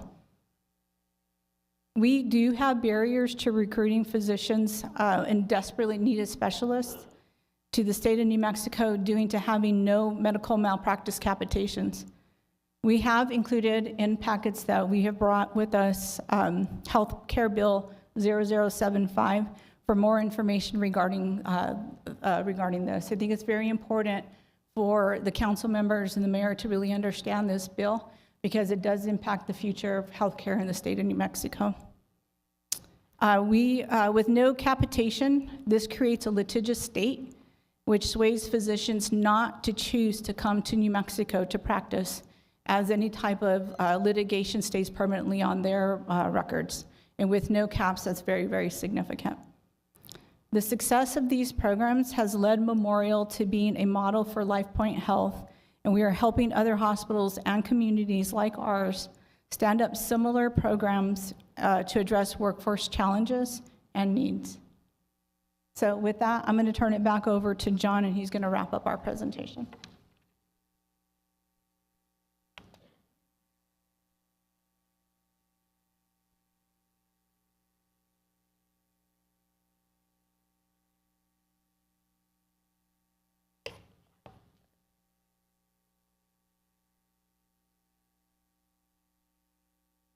I want to wrap up with our commitment to you as a city and also to our county. I want to thank Mary, first of all, for her comments.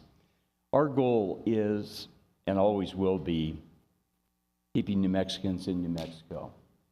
And really what we mean about that is that the development of Memorial Medical Center, we believe, can be such that people can, for the most part, stay here for their health care.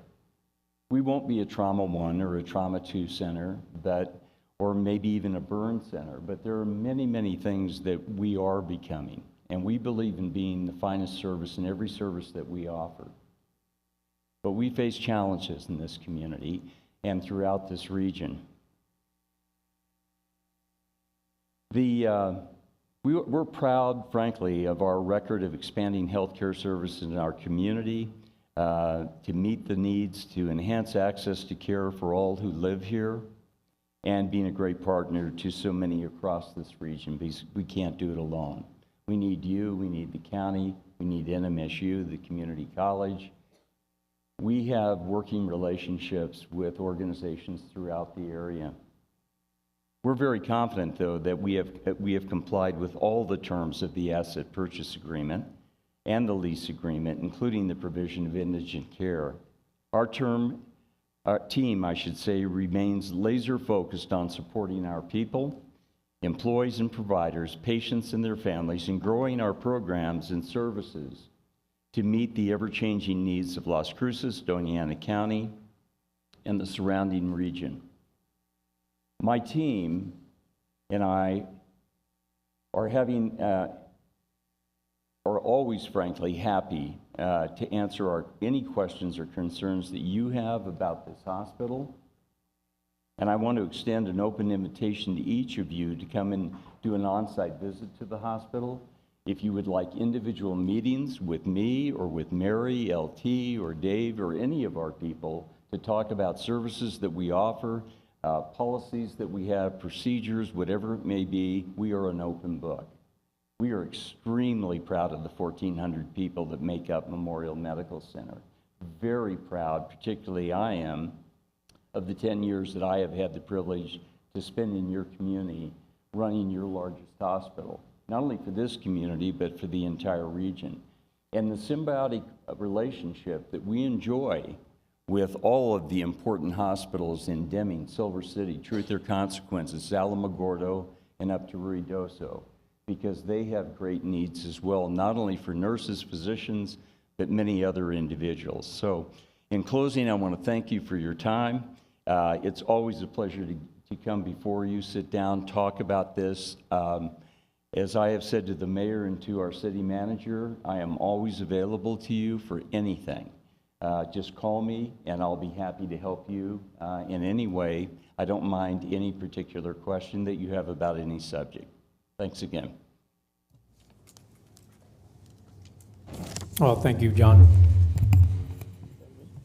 And staff, thank you all for being here in their presentation. I think we'll start with Mayor Pro Tem. You have some questions? I do. Or comments? Thank you, Mayor.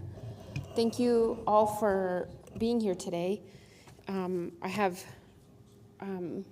quite a few questions, so I'm just going to jump right in. Sure. I was checking with our city clerk because sometimes I have bad memory, and I was trying to remember when last time MMC was here, and I think it was 2020.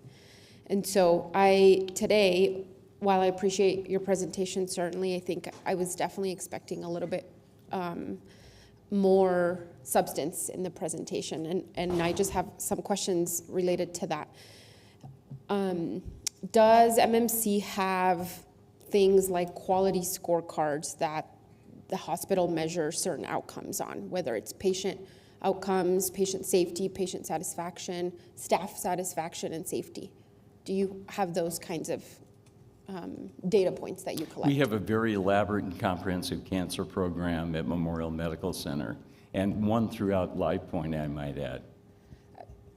What about I'm sorry, did you say a cancer center? No, I said comprehensive quality program. Quality program, thank you. Dave's our quality expert. Hi, Dave Schmidt, Chief Nursing Officer for Memorial. Yes, we do. We use national standards for our quality programs through HCAHPS, which is a measure that about 4,000 hospitals use in the nation to measure patient experience for nursing communication, doctor communication, and so forth. We also have a national program through LifePoint that measures our infection rates, falls, and a bunch of other quality measures as well, making sure that we present a quality program to our community and our patients at Memorial. How often do you collect that data?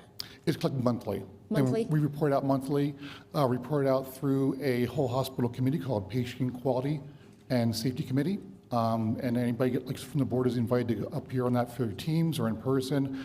We also post that on the units for personnel to read, and also that's available for patients. These are nationally reported things as well through CMS and through other national quality programs that look at that for our reimbursements. Can you share any of those with us, any of those data outcomes? I specifically, I just want to do an overview of that. I've been here for about 1.5 years now. I came in January of 2023, and there are 2 reasons why John brought me from Pennsylvania to New Mexico. Number one is to open our behavioral health unit, because I've experienced doing that and working in behavioral health, but then also to get our quality program back to where we need it to be from the effects of COVID. Through COVID, most hospitals around the nation saw about a 3 to 4% decline in their quality scores. Memorial is no different. So I was brought to build our quality program back up, focusing on infection rates, and focusing on falls, focusing on readmissions, and then also focusing on that patient experience. So when they leave our hospital, they want to return to us because we present a great program for them and also a great environment as well. Are you able to share some of those scorecards with the city manager that then he can share with us? Yes. Okay. And we do that on a monthly meeting through our board member, which Right. there are some present as well. Right, thank you. I have definitely talked to the city manager about making that a priority. No worries. Do you have today numbers on hospital revenues for the last several years that you can share with us?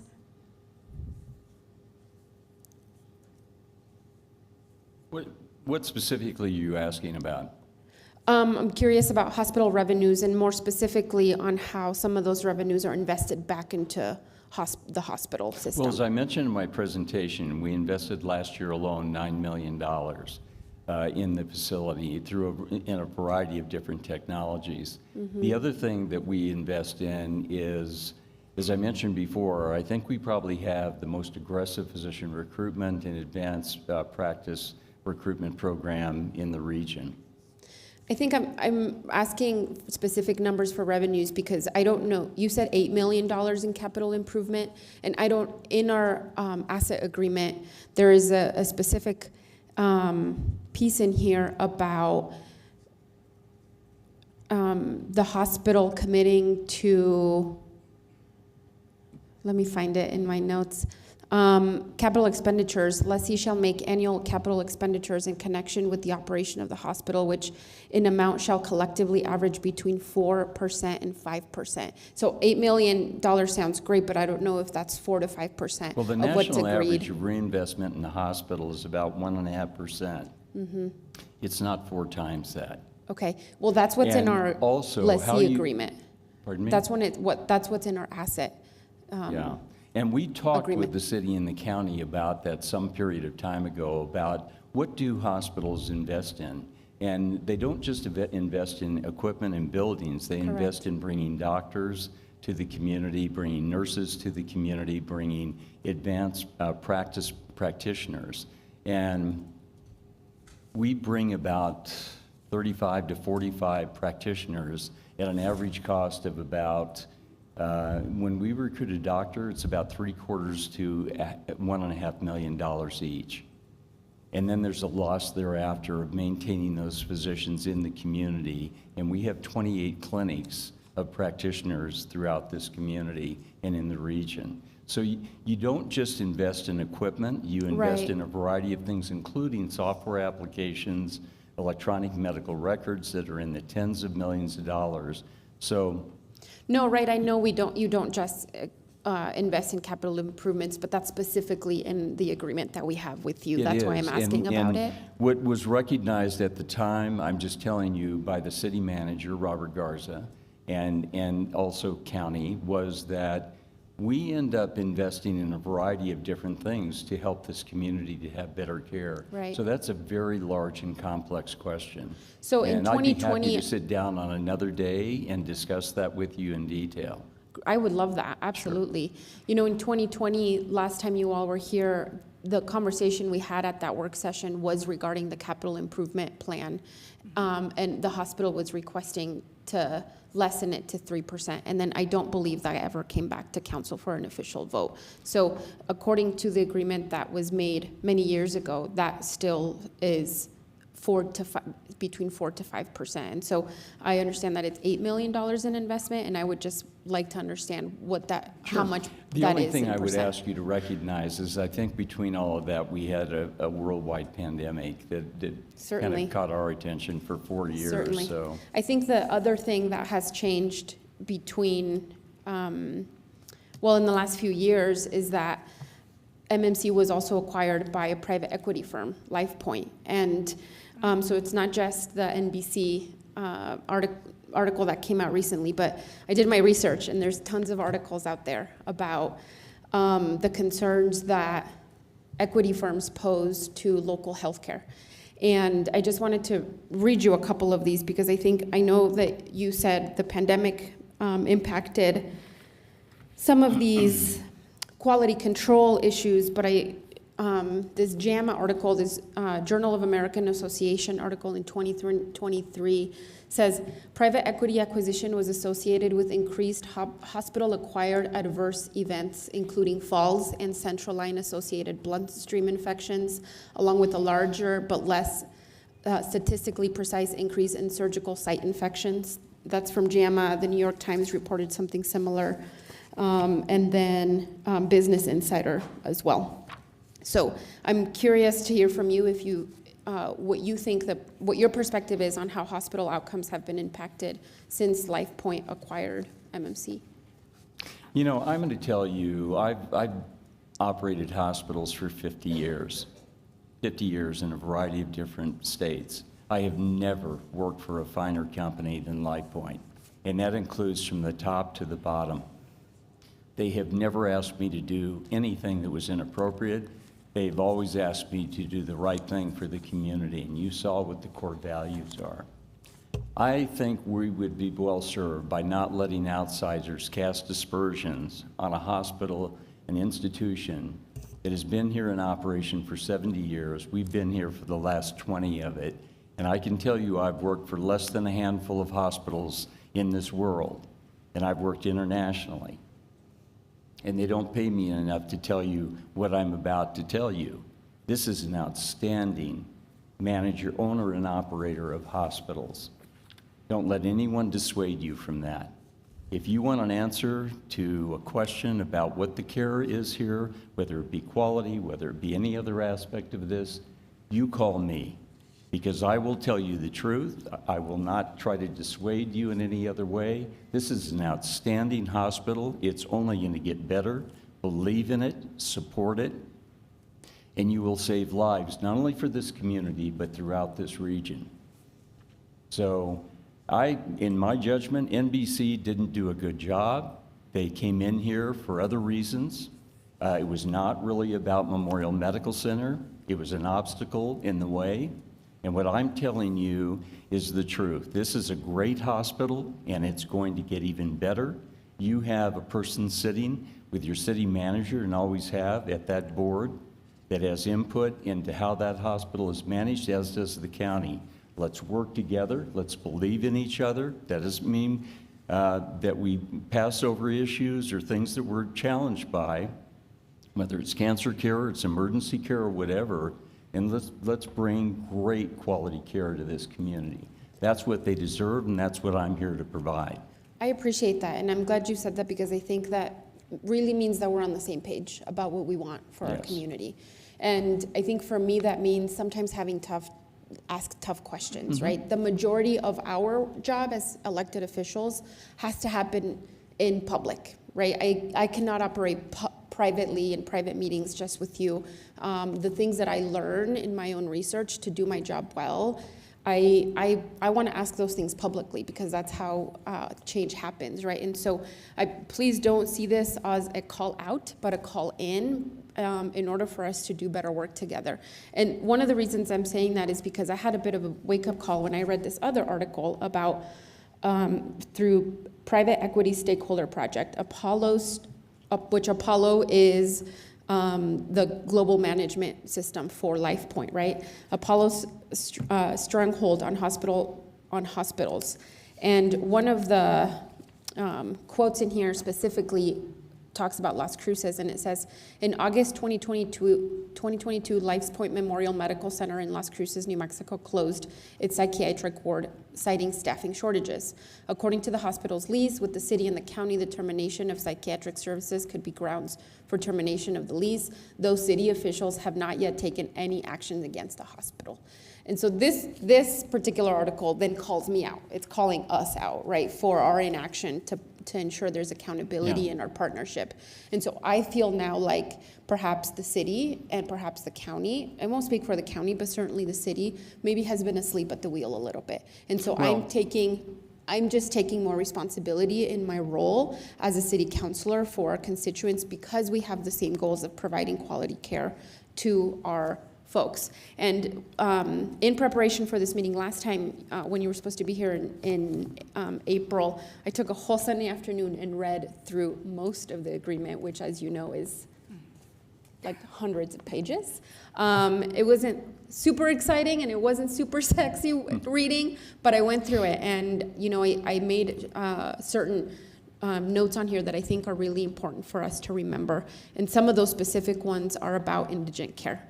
In Volume 1, Part 1, on page 13 specifically, it talks about the policies for treatment of indigent patients comparable to those presently in effect in the hospital. It just basically talks about the commitment that the hospital is making to indigent care. And so I hear you say today that we will not turn anyone away. And so you at the top level are saying we won't do that. However, at the community level, and I'm not talking about outsiders, I'm talking about residents, and not just one or two, but continuously residents who have said, I have been turned away. I've been turned away for my status as an uninsured person, whatever the reason. And so what do you think the discrepancy is between the information that you are sharing with us today and the information that we are hearing? Well, I talked about from earlier our residents about the complexities of healthcare.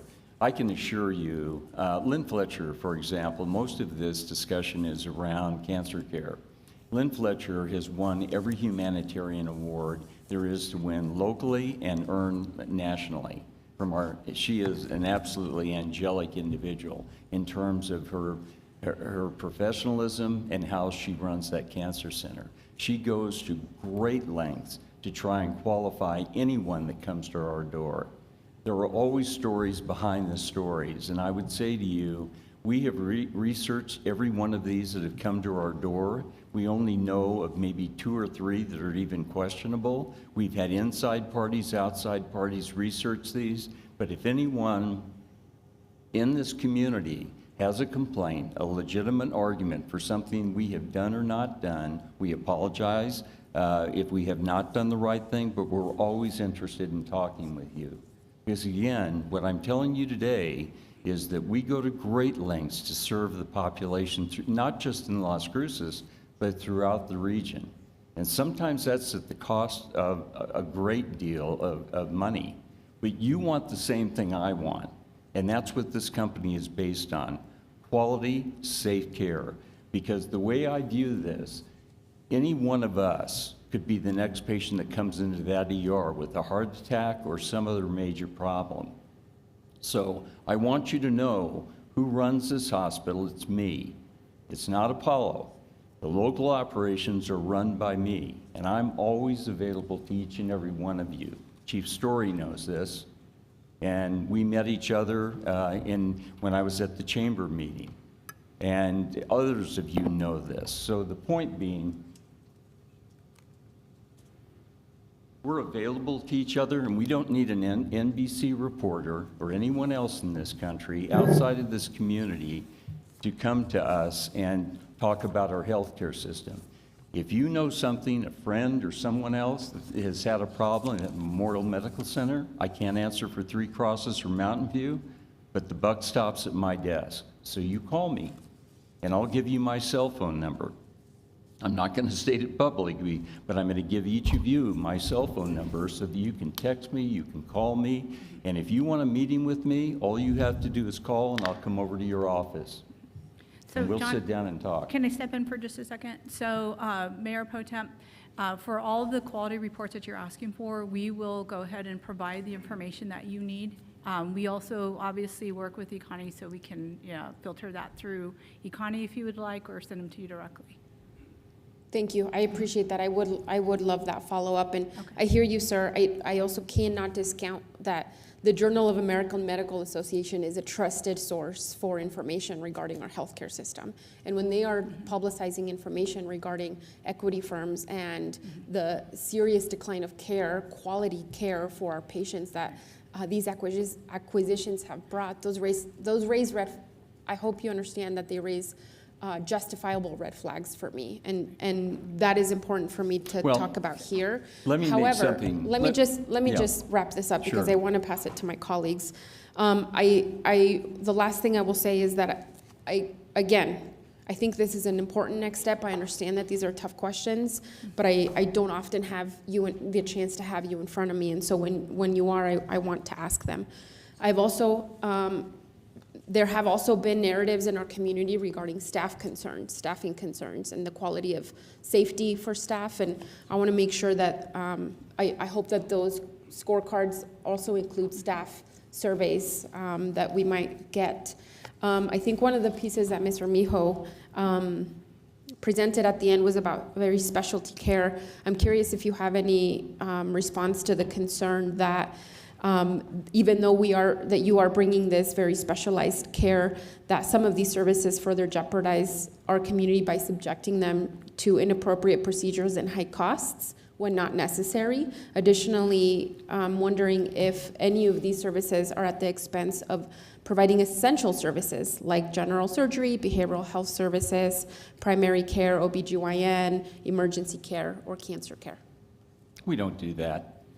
No, we are not. We're a highly professional organization. We are not unethical, and there isn't anyone. I know there are people that are trying through this whole PE discussion, trying to convince people that somehow or another these PE firms run these hospitals. Believe me, Apollo, that owns Light Point, does not run Memorial.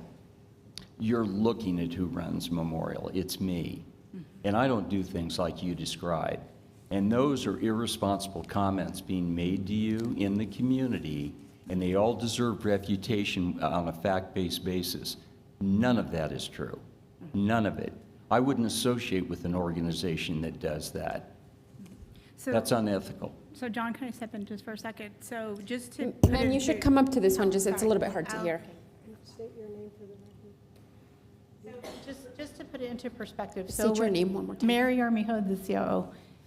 Like I said, when I got here and I did an assessment on the community and looking at just cardiology alone, when you look at the data, for example, just out of our own hospital, there was over 1,800 patients diagnosed with AFib, which means it's like irregularities of the heart and heartbeat.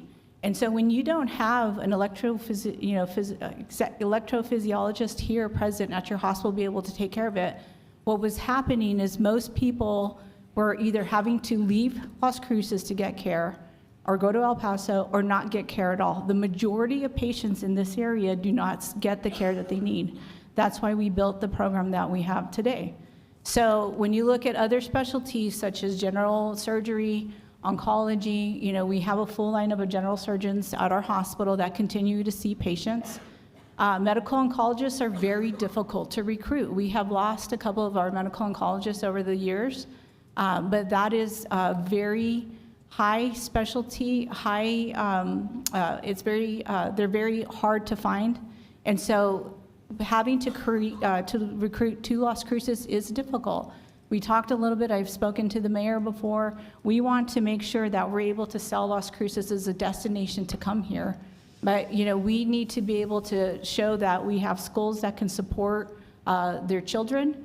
We talk about all the things about Las Cruces and why you want to come here, low crime rate. It's a great place to live. The cost of living is inexpensive. But again, with the item that I talked about earlier with med malcapitation, that's going to be extremely difficult to recruit those high need specialists. So another example is ear, nose, and throat. For this population of 300,000 people, we have 3 ENTs in this community. That also is a very high specialized area that's very difficult to recruit. And it goes on to GI, radiation oncology. And so that's why, as John had stated before, we need to work together to make sure that we are able to recruit to our hospital. So it's not that we don't want to provide services. And we're very fortunate actually to have the doctors that we do in cardiology. It took me 16 months to recruit our medical director over this program, 16 months. And what he realized is that when he got to Las Cruces, and I showed him all of the data because we were so underserved. And so what he realized is that people take it for granted that when you're in a metropolitan area, you have the specialists that you need at your fingertips. But in a community like Las Cruces, you do not. And so, it's difficult that it is. We do want to continue to provide the services that we offer. Thank you.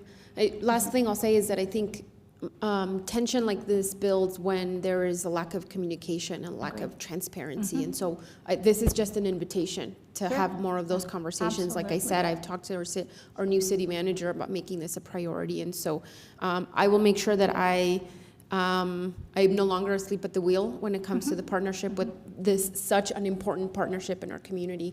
And so this is just an invitation for us to have some tough and courageous conversations, but certainly to keep having them so that we can address some of these community concerns that I believe are very valid, and find better ways to address them. Thank you, Mayor. One of the things you have to appreciate that we, like most hospitals, really locked down during the COVID pandemic. We were doing all that we could to keep up with that. Our entire focus was on that.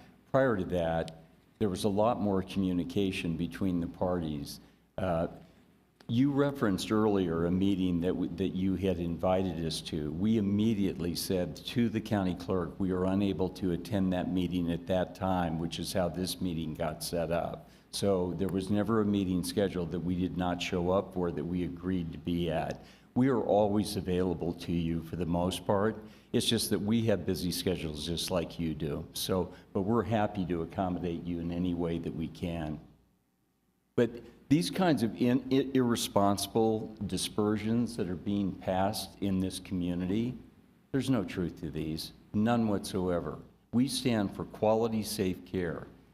This hospital earned the highest award that LifePoint has to offer in Las Cruces for, first and foremost, quality, how it treats its employees, how it works with its doctors, how it integrates with its community, and lastly, that it's financially viable. Lastly, that it's financially viable. Apollo does not run this hospital, I do. And I run it with everyone that's sitting here before you and many other dedicated people that live in Las Cruces, respect Las Cruces. They take care of their friends, their neighbors here. That's what we're about. Any of these other things, we've got our antenna up for any type of procedure done by any type of specialist that is here. And if it's not appropriate, we're talking to them.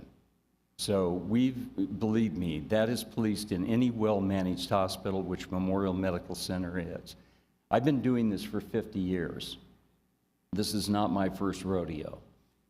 And that kind of thing is not going to go on under my watch. But what Mary referenced is, what we are trying to do is that there have patients that have gone on without being diagnosed properly, and there have been issues in this region. What we're doing is we're taking health care from here to here. And the individual, for example, in cardiology, he is boarded in 6 different areas of cardiology practice. He's a rare human being in this world, and he's our medical director. That's who you've got that is at our side when we're looking at cardiology. We're going to do the same thing in every major specialty for this community. So take the time, call me, make an appointment. You want to talk, we can sit in the boardroom at the hospital, and we'll answer any of the questions that you have about any aspect of how Memorial is run. It's a hospital you should be proud of, believe me. I am.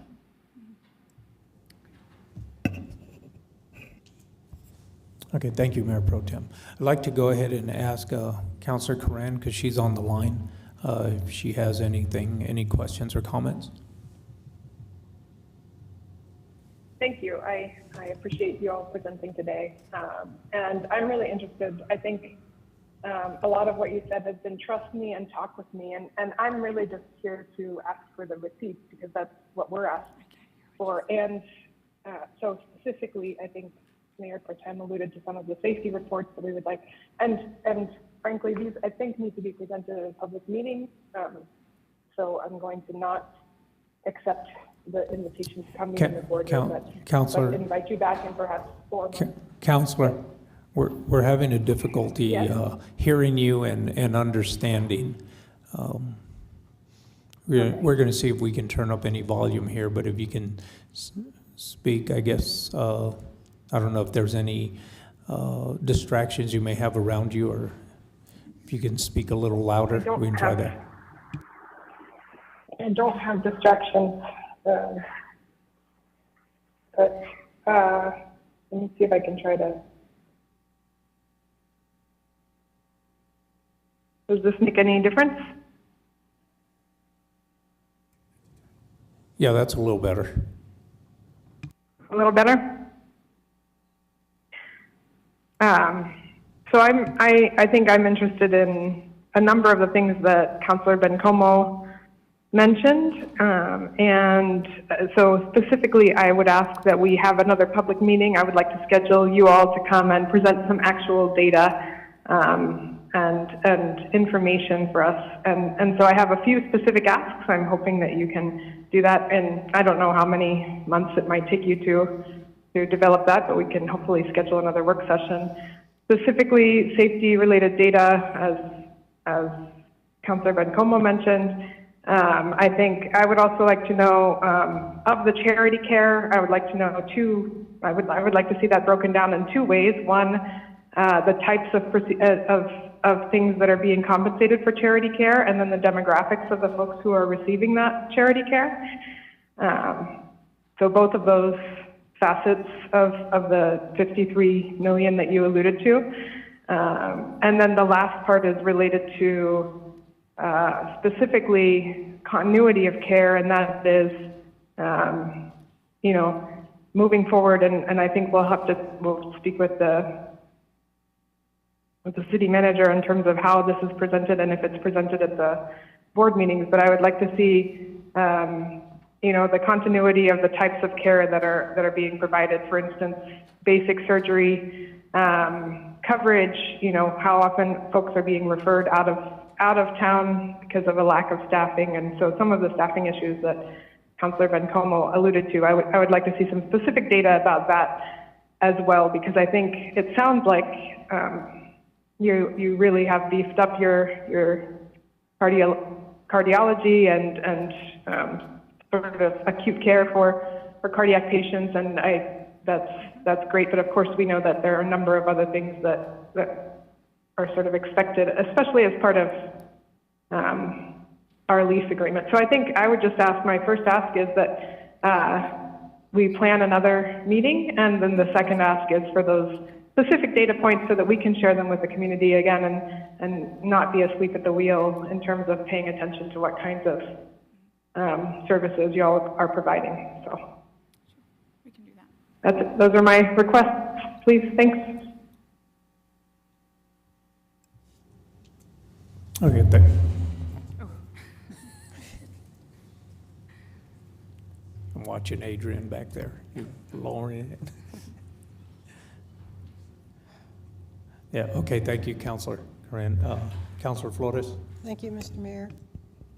I want to thank Mayor Pro Tem Bencomo for doing all that research and focusing on, I want you to understand, this is not an attack on you, sir. It has to do with the fact that as city councilors, we're the frontliners for everything. And I've never been trained to be in the military, so I don't know how to push back on that. But, we get everything. There's stray cats, there's stray dogs, there's a cow, there's a road, there's a bump, this is falling apart, and we get it all. But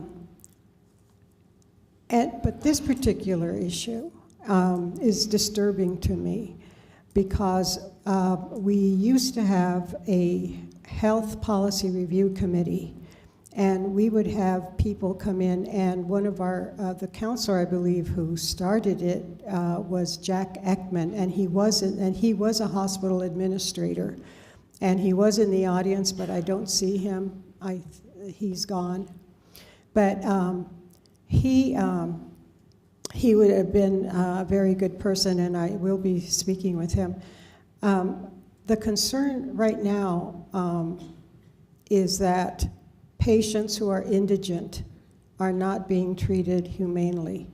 People who don't have insurance aren't being treated humanely. And I know when I broke my ankle a year ago, it was like my world fell apart. It was like I couldn't get around, and I was incapacitated. And then I think, if I found out I had cancer and I didn't have coverage, and I went to say, the stories we're getting from different people, different sources, I went to Medical Memorial, and I'd be say, my coverage, Humana, whatever I have, wasn't good enough. What would I do? What would I do? Would I just curl up and die? And adding insult to injury, not having the hospital say, well, look, you're indigent, or you don't have insurance, or we don't take that insurance, or whatever, but this is what we'll do. We'll work with you. And I haven't heard that from Mary, Ms. Armijo, or you. What do you do in terms of someone coming to you and you can't provide the service? And in this case, we have a lot of people in our community with cancer, which is probably a fallout of the Trinity bombing. And so what do you do? Okay. And maybe MSNBC is picking this up, and we'll hear what you have to say, and it'll, whatever. I have no voice, so I'm going to try, okay? I'm sorry, what? I have no voice, so I'm going to try and project as much as I can. I oversee our eligibility team. We have a very large eligibility team. I have 6 people that dedicate their workday only to ensuring that we have eligibility. If you can state your name, just for the record. Laura Thomas. I go by LT. If I'm you the could, if you could just say, if you could just go through the process. We know already that you're very well staffed, so we know that. So how do you treat people who are, just shockingly, they're probably, just totally out of their minds, thinking, well, I have cancer. And people die when they have cancer. And, and the person, so how do you, all these people you have working and doing all this nice stuff. So one of the things that I felt was most unfair about the article was that it portrayed our teams that work very hard and work with people that get the C diagnosis. I didn't read the article. I'm talking from experience of people who have come to us. Yeah, so what happens is someone's going to come to our door and they're going to say, I don't have insurance. I don't have a means to pay. The only way that they're going to get to our door is because they have a referral from a primary care practitioner. So that's how we get referrals to the cancer center. We also get referrals out of the emergency department. So that's why I was talking about that other group of people, the 6 people that I was talking about, because we actually place them in the emergency department to see which patients are coming to the emergency department and do not have a primary care service provider. So we can find out, how do we provide a primary care practitioner to that population? And what if they don't have any insurance, any coverage? So we also pretty much hold their hand with trying to help them get into some type of insurance plan. For people that are part of, that are U.S. citizens, they can go through the expanded Medicaid process. So we provide them with education and the application processes and resources to do that. Excuse me, you have to be a U.S. citizen to receive medical care? No, I'm talking about providing, I'm talking about getting a resource for insurance. Okay. So there's also an option for undocumented non-citizens called the New Mexico Insurance Pool. We worked really hard to become members of that insurance pool so that we could provide care for those patients that needed insurance through that insurance option or resource. Okay. Well, thank you. I do have another question. After the behavioral unit on the 5th floor was closed down because of COVID, but it was closed down for a long time. Why is that? And so when I arrived, Dave Schmidt, when I arrived at Memorial in January, the department's been closed down since November, and we closed it down because we lost providers, not so much staffing. So we did not have doctors, nurse practitioners to provide medical care and the psychiatric care for these patients that they needed. When I arrived, like I said, John tasked me with opening the behavioral health unit, and we had some staff that stayed within the hospital that were then kind of floated to other units to work and keep them employed at Memorial because they wanted to be there. Other behavioral health nurses decided to leave because they were not sure when we open up again. Trying to recruit, like Mary talked about, a psychiatrist to New Mexico, or just trying to recruit a psychiatrist to a hospital is very difficult. It's a very small pool to pull psychiatrists in the United States. And like Mary talked about, it takes at least 6 months to get a doctor licensed, their DEA certificate from a different state in New Mexico. That's why when we went down that route and had some roadblocks in getting psychiatrists to come to New Mexico, that's where we reached out to the Peak and Mesilla Valley to see if there was any way to partner with that already established provider pool, which the Peak came out. We talked about 2-3 months. We had to do a contract with them, which again takes time between both the facilities with the Peak and our facility as well, and also have that provider then come in and train on our EMR, get credentialed, making sure that when they go through credentialing, all their paperwork, all of their medical checks, and making sure they went to the right school and have the right abilities to provide care in the hospital is there. And that takes about 2 months in itself.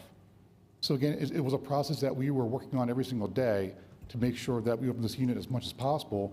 Then we found the providers. We had to make sure we had enough staffing to do this as well, which we started in conjunction with the last 3 months of that credentialing process.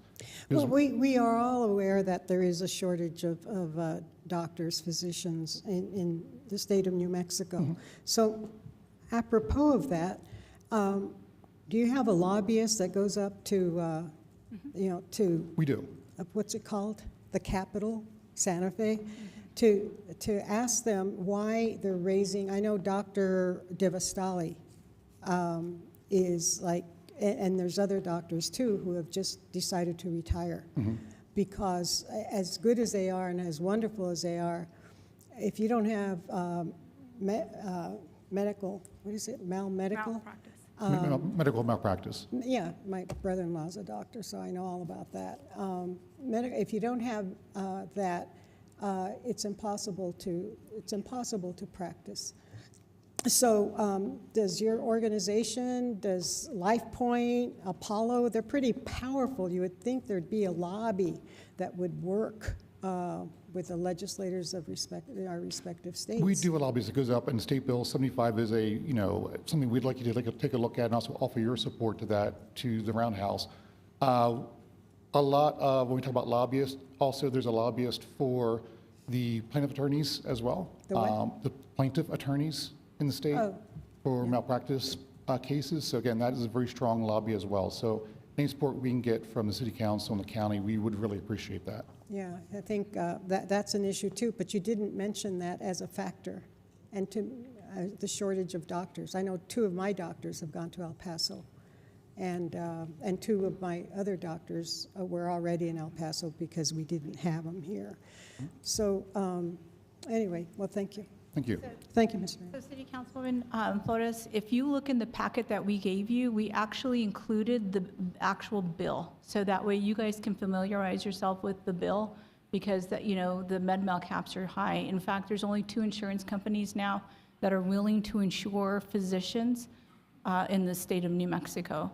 And so as we talked about some of our specialty services, another area is urology. We actually, there's an independent urology group here in Las Cruces, and we actually had 4 urologists that were practicing at Memorial. 1 has elected to leave Las Cruces and go to El Paso full-time, and so we're down to 3, which 2 of those 3 are retirement age. So we will then be down to 1, and she's contemplating whether to stay here or not because of medical malpractice, because they have to pay for that out of pocket.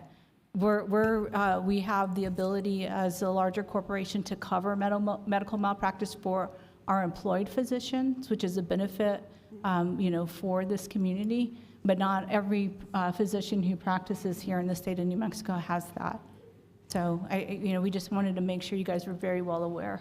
Yeah, and it's interesting, though, that wasn't to me, that's a blatant, not blatant, but an obvious factor in providing services. Yes. And again, I want to state that it has a lot to do with caring for people, and the people that we hear from feel that they're being pushed aside. So, you know, just keep that in mind in terms of how you, and I'm not criticizing, I'm just saying that those are definitely bona fide concerns.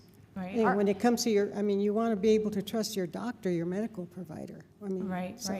And, you know, again, like I said, access to health care is just going to become more difficult in the state of New Mexico because of, you know, physicians leaving the state. So, you know, we're not only impacted here in southern New Mexico, but also in northern New Mexico. It's the same case because they're a very overwhelmed system there. So our goal is to continue to recruit in physicians and specialists. And, you know, we have a team of recruiters that helps us with that. But again, it's, you know, really selling them to come to New Mexico to practice here. But that is a barrier for us as MedMal. So being part of LifePoint, being part of Apollo, do they work with local hospitals and doctors to make sure that medical mal isn't prohibitive?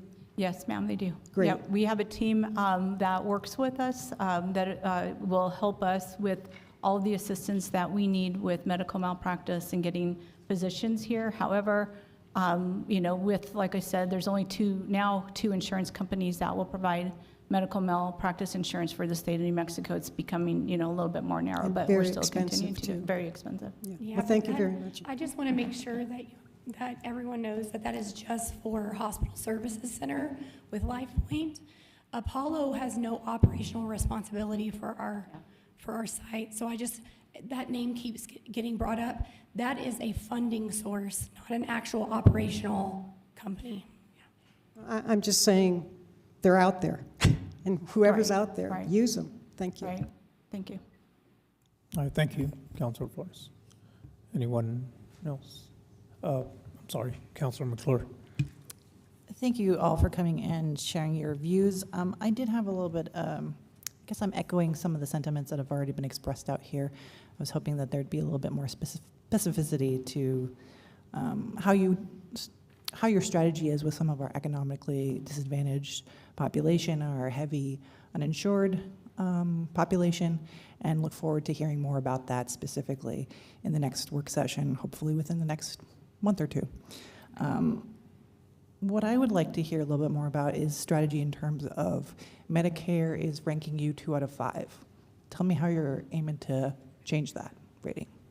I'm sorry, what is the question? Medicare has you at a rating of 2 out of 5.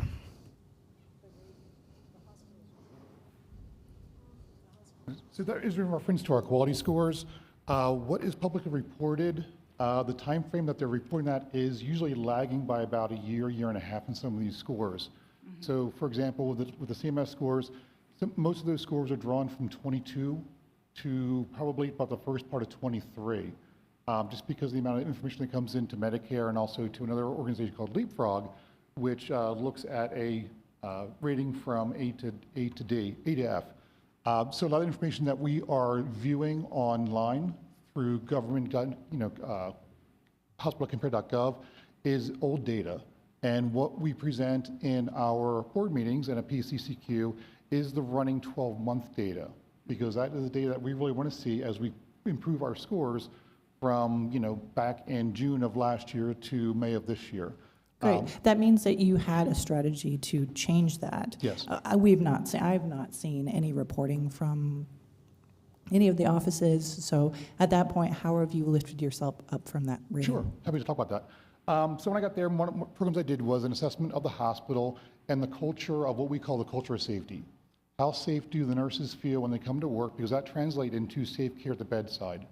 And we do an internal survey called a COSI score, which just looks at that survey of culture in our hospital. And when I first arrived, we were at 82% of our staff taking that survey, which is a fantastic number for a large hospital like ourselves. This year, we actually raised it to 83% of our staff members. So just over 1,000 staff members told us how they feel about working in the hospital, about our safety program, which is really important because then they give us specific information about how they feel working, where we can improve upon, and also what we're doing good on. So I took that information and really looked at where can we get the best bang for our buck in a very short time frame. And that is in what we call harms reduction, or something that happens to a patient. We don't want that to happen. Infections, falls, urinary tract infections and so forth that we do on a daily basis, also patient experience. What I focused on was those harms, because this is process driven. If I don't put a Foley in a patient, which is a catheter internally inserted, I can't get an infection in that manner. If I do things to protect a patient from a fall, they're not going to fall with an injury. So that's process driven. So that was our first year that we really increased those numbers. We decreased falls, we decreased infections, and now we're turning our attention to that patient experience, nursing communication, doctor communication. That is more culture. And as over the last year we've seen our harms numbers go down, and those infections go down, we are now seeing in the last 4 months, and Connie will see that in our presentation, those patient experience scores starting to come up because there's a different sense in the nursing staff and those staff that are non-nurses but have a lot to do with that patient experience. The dietary folks, the EVS folks, the facilities folks, the radiology folks that have interaction and have a big impact on the patient, so that when that patient leaves, they want to come back to our hospital because of that experience. Did that answer your question? Yeah, no, that's, I guess we'll hear a little bit more from It's basically working with from the best city practices, manager's yeah. report then too, to kind of get a sense of We what look at has best changed and what kind of processes are implemented now. Thank you. We look at best practices, we look at other hospitals in our local environment, and also we talk to our sister hospitals too. There's 50 some of those hospitals that we can then share ideas throughout the country to do what's best for our patients. Okay, thanks. Mayor. Is there anyone else? Okay, Mayor Pro Tem, go ahead. Thank you. I didn't want to leave here today with Ms. LT, you said something earlier about the NBC story and how you felt like that landed on your staff. And I understand feeling protective of staff very much, and I didn't want to leave here without saying this. I hope that we walk away here knowing that what the NBC story was lifting up wasn't a criticism on your frontline staff, which I am sure are doing their best under what they believe the rules are, what they believe the procedures are that they have to follow when they are having these interactions. And so I don't want it to be walk away that there was a criticism. I did not receive it as a criticism of your staff. I received it as a criticism of a much larger system in place. And I think I just also lastly want to say that I understand that it's difficult to receive criticism. Trust me. I understand how difficult it is to receive criticism. And sometimes you have to sift through a lot of noise to get to the core of why people are really frustrated.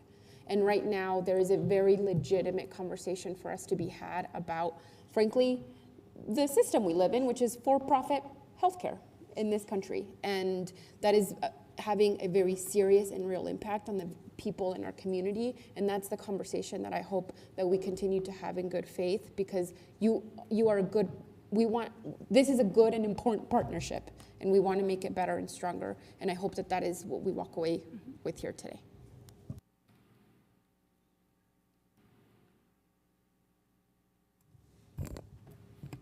Okay, I think that's... We agree with you, by the way. Okay, John, just want to say thank you. Thank you for attending and delivering the presentation today. I want to mention to council, if there's any additional questions, data, information, please relay that to the city manager.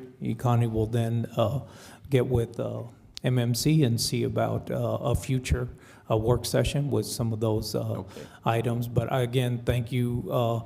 I think we're definitely all on the same page. What we want here in this community is the best health care that can be offered to our residents. And I know you're working at it, all the staff from frontline to everyone. And so continue. And we thank you. And I know there's a lot of partnerships that you do in the community. Just, what was it, a week or 2 weeks ago, sponsoring the superintendent with his State of the District address. Those type of things, as we talked, is what we can do to better this community so we can get better health care. So look forward to seeing you again, and again, thank you for all that you do. Well, thank you so much for having us. We appreciate you. Thank you.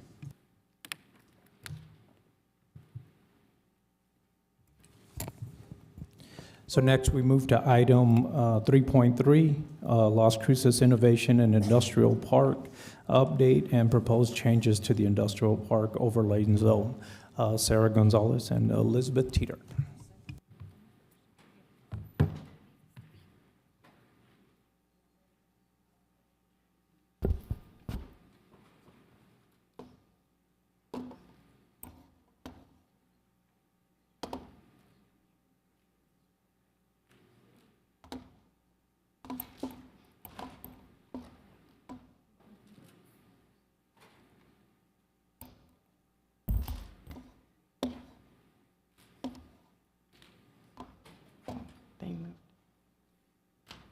All right, good afternoon, Mayor and City Council. My name is Elizabeth Teeters, and Sarah Gonzalez and I will be giving you an update on the Las Cruces Innovation and Industrial Park.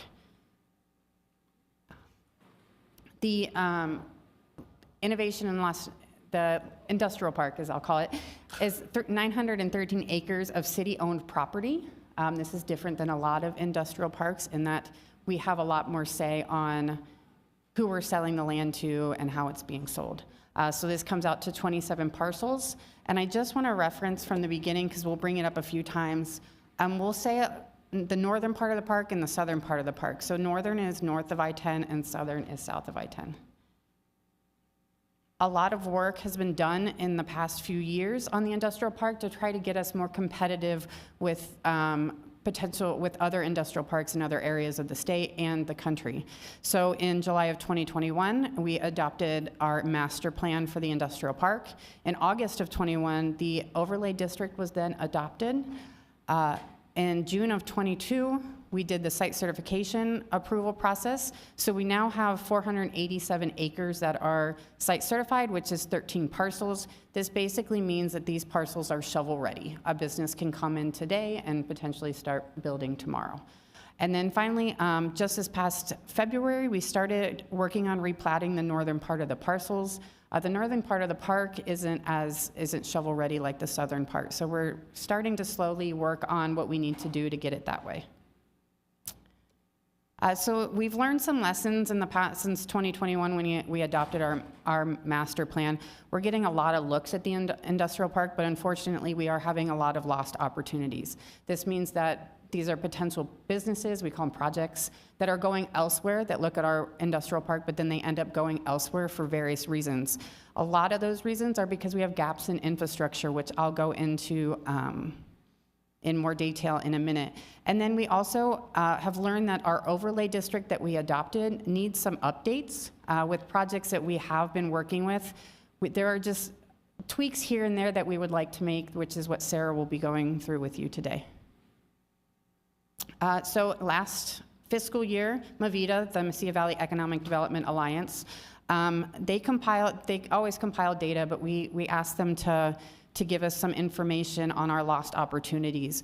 So there were 54 qualified prospects last fiscal year. 30 of those were submitted to the industrial park, and 21 of the 30 provided enough utility information to distinguish infrastructure needs. So out of those 21, 6 could not meet the electrical requirements, 5 could not meet the water, 7 could not meet the wastewater requirements, and 2 could not meet the fiber capacity or redundancy. And then further information said that 5 out of the 30 had concerns about road infrastructure and/or planned road build-out. 3 concerned about the lack of road between parcels I-27 and I-28, which I will talk about more in a minute. 1 had concerns about the road conditions of the northern section of the park, and 1 had concerns about the potential build-out of Alliance Drive to the frontage road. Overall, the industrial park could not meet or spark concerns over the infrastructure needs of just over 43% of the projects submitted in the park. These are 2 of the main areas that we get a lot of interest in because of the size of the parcels. And these are 4 parcels that don't have infrastructure to the parcel lines. When we say shovel ready, that means the infrastructure is there and it's ready for build out. These 4 parcels, they're large parcels. The I-27, I-28 are right on I-10, so they're very, businesses want to go there because of their location, but they don't have that infrastructure. So to get the infrastructure to I-4 and I-5, we're looking at around $500,000, and these estimates are a little older, so that's why I put around. And then I-27, I-28 is going to cost about $2 million because it not only needs the infrastructure, but it needs the road that goes all the way through. So what are we doing about it at this point now that we know that we have all these needs? We have asked for congressional earmarks, and we have tentatively gotten funds, about $5 million from Congressman Vasquez, and then $1.2 million from Congressman Lujan. So those still have to go through the process, but we now we're looking at different opportunities as to how those funds could be used. We are also we've been working with the Economic Development Administration, EDA, to apply for a grant for $2 million. That grant is project specific, so the grant is for I-27, I-28 to finish that infrastructure. And then some potential uses for the funds. Of course, there's the infrastructure gaps I talked about. The wastewater treatment facility, as we get more businesses to the industrial park, we are gonna need a bigger wastewater treatment facility. So planning and designing for that so we can start figuring out exactly how much money we're gonna need and start looking for where that money is gonna be coming from. We also, as I talked about earlier, we have to start planning out the northern part of the park. The southern part of the park is very well planned out, and you can see we have very few gaps that we need to fill. The northern part of the park isn't the same. So with that, I'm going to turn it over to Sarah, and she's going to go into more detail about the overlay district and the proposed changes.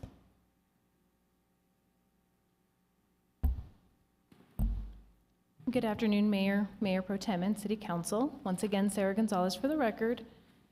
Being that the park has already been adopted with the new plan for 3 years, it's always a good time to basically reevaluate what it is we need to change in our park to bring in our businesses and what's sometimes preventing businesses to come. In the process of doing some of the research, I came across an article or a guiding tool that was provided by the United Nations Industrial Development Organization. In 2017, they actually collaborated with Michigan State University and created some guidelines on what to use and how to develop successful industrial parks. From that information, I was able to take out 3 different factors based on our zonings that we currently have at the park and what we're developing with to outline what we may need to look at to see for changes. On the northern site, and that's why we have it separated into 2 sections, if you look at the northern side, that's going to be our aviation and avionics. So we're expecting to see more research and development parks. You're looking at technologies and sciences. You may see more office or labs, but you're looking at more of a campus. It may be something that's collaborated with other universities, other organizations. We would expect to see the infrastructure on buildings to be at a higher design.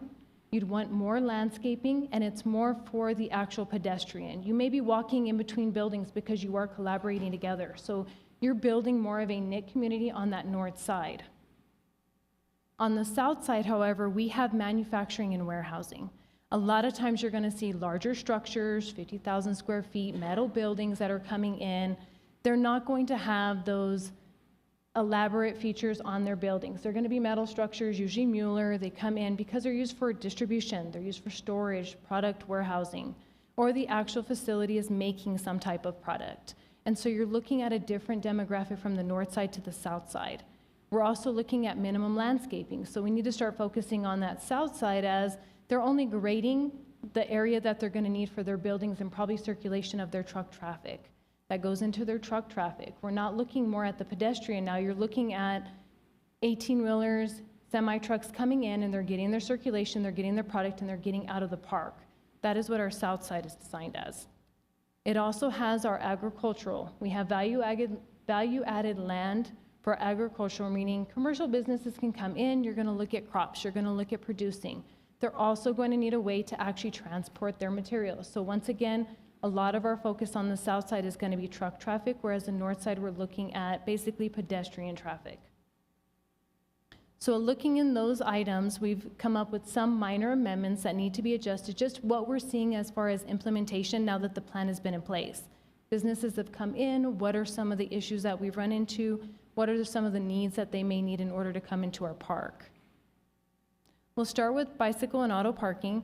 Currently, right now, there is no parking minimums required. And so when someone comes in or a developer asks, they're like, what are your parking requirements? We tell them there aren't any. Sometimes that can be very difficult for developers to understand as to what is their minimum. And so that's where we want to do a starting point. We have our land uses and our tables basically laid out in our current code.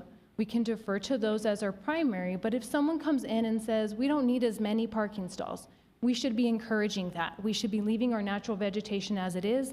We should not be creating islands of parking throughout our park, but go to their needs, but at least give them some kind of guideline to start off with based on their building and their size. So our recommendation would be to adopt the current standards with flexibility of knowing we can do an administrative modification if changed.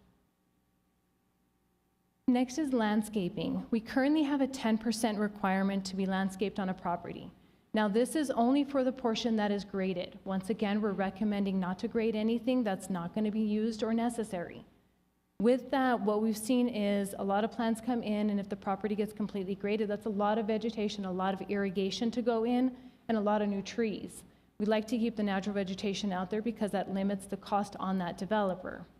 Our recommendation, though, would be is to the applicant providing a landscaping plan to the Economic Development Department so we can actually review this based on acreage and land use.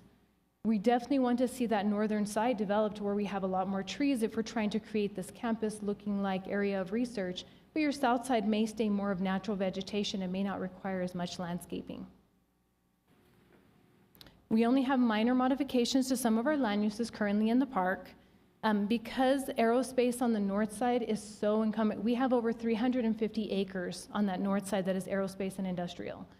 One of the things that I've looked at is for mental health and for stress throughout actual jobs, it does say to increase your indoor entertainment or venues. And so you may want to create some small nodes within these research centers so somebody can go and exercise or maybe go and do something where you get your free time to get away from your job. So you're trying to create these nodes in between that you can separate work and space and time.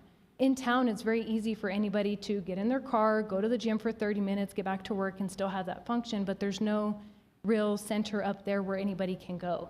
And so those have to be some type of entertainment to separate people as to where they can separate work and get out, do something. Maybe it's team building. Some of them say there's social interaction. It's just a place for people to go. We currently don't allow that in our northern side, and so that would be one of our recommendations to add. We also are looking at the wholesaling and outside storage. Right now, it is currently permitted in our commercial districts. We are looking to remove that. The reason being is we only have 60 acres of commercial land, and a lot of it is our leased land. It's going to our airport, so we want to limit that to where you do see where we've promoted the airport by either hotels, restaurants, retail, some kind of function in which people can go to. Manufacturing allows for wholesaling and storage. Aerospace allows for wholesaling and storage. So we have that in multiple places that we want to limit it going into our commercial. Lastly, we did have someone come in that was inquiring about RV parking and hookups. This would not be what you would consider an RV park. It's going to be essentially, there's an image here on the right-hand side, they're actually parking stalls. And so I did some research, and in Santa Teresa, they actually do have this as an ancillary use at their Love's gas station there. And what it is somebody can come in and basically use electrical, water, and sewer facilities for the night. You get to reserve it online, so that way you can make your stop and continue on your journey. We have several people who come into the airport and use different events, go through different, this is a stopping point. This would be something great that could be added as an ancillary use to our vehicle services. So maybe it is the Loves, maybe it's the Allsups that we're getting, or maybe it's another business that would be located on the north side. But this becomes that stopping point. We don't have this currently in our code, and that's why we're bringing it forward as something to think about as to moving forward. Can this be ancillary but not a primary use? Next, we go into our signage. Through several of our reviews right now, we're noticing that signage has become definitely one of those economic development spurs. We have seen Loves come in and remodel theirs and look for new signage. We have Allsups that's coming in and also looking for theirs. Our maximum sign height right now at the industrial park is 12 feet high. If you're coming across the highway or the freeway in I-10, you're not going to see these signs when you look for your commercial businesses. So to encourage that development, part of the research that was done through Loves, through Allsups, they do analysis, and they call them view shed analysis. And they provide basically a superimposed view of where you would place a sign as if you were coming up the freeway. Based on this image, you can see where a sign basically gets superimposed. So if you're coming up, you get to see where that may actually end up. If that sign right there is at 80 feet, can you only imagine what 12 feet would be? It's basically invisible to someone who is traveling on that freeway. We all know that there is limited signage available on our New Mexico Department of Transportation signs. And so in order to encourage sign development, we are recommending that at least the frontage roads receive that 80-foot requirement, because the analysis have been done and been proven to show that these are how the businesses are going to thrive. But we would recommend that only 18 feet on our interior lots. That's currently what we use in our current standards for any of our local or collector roadways. We do an 18-foot height, so that way when you drive in, you still may be able to see the business. A lot of our businesses are about 25 to 30 feet into their property, so some of the height signages may actually just cover over that vegetation that they've left in natural vegetation, and they haven't cleared up any of that land. We also are looking at the sign exceeding 50 feet in square footage. So a lot of times you're looking at what they consider as a cabinet. This is going to be a cabinet. So if this was 50 square feet, this is all that they could have. Definitely based on when Loves came through their process, over the past couple months, theirs was over almost 1,200 square feet based on how many businesses they were bringing into that one location. And so you're promoting people to get to come in. Our recommendation would still be at only 450, because we do see that businesses are going to probably bring someone in with them, but you may not need as much of as much square footage as necessary for some of our gas stations or retailers.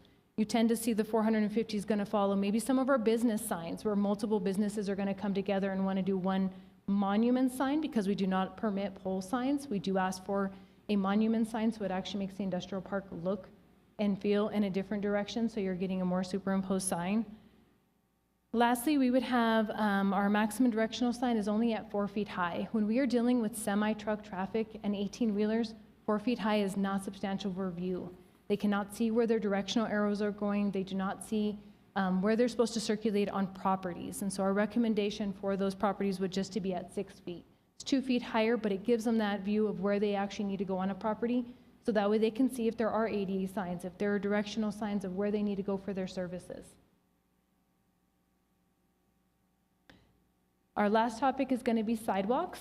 This had become a discussion prior, so we did do some research as far as different areas within New Mexico and what their industrial parks have. Santa Teresa's Park is primarily an industrial manufacturing zone in which they do not have any sidewalks on any of their roads. And so they definitely have it more of truck traffic related businesses. They are looking for who's coming in, who's processing, and who's taking stuff out. When you look at Albuquerque, we have a totally different opposite opinion. Everything highlighted in pink is basically your sidewalks. And so that outlines essentially all the parcels that are developed have sidewalks. Anything left over, they do not have sidewalks. The reason they are built this way, though, is it's a research center and technology. This is what we'd expect to see from our north side. They have a daycare service on site. There are technology services and sciences for the rest of the park. We then go to Roswell, which does have limited sidewalks. The airport is located on the south side. The highlighted pink areas are where sidewalks are. So they have several sidewalk gaps that do not necessarily connect to one another, but most of the parcels are built out. And a lot of that is just because their park has left it to the owner as if they would like to put it in or not. We go to Rio Rancho. In Rio Rancho, the only actual paved area is their main road going in. So their arterial roadway is what is actually paved and actually has sidewalks. The only reason that this portion right here has a sidewalk is because this is actually a trade school.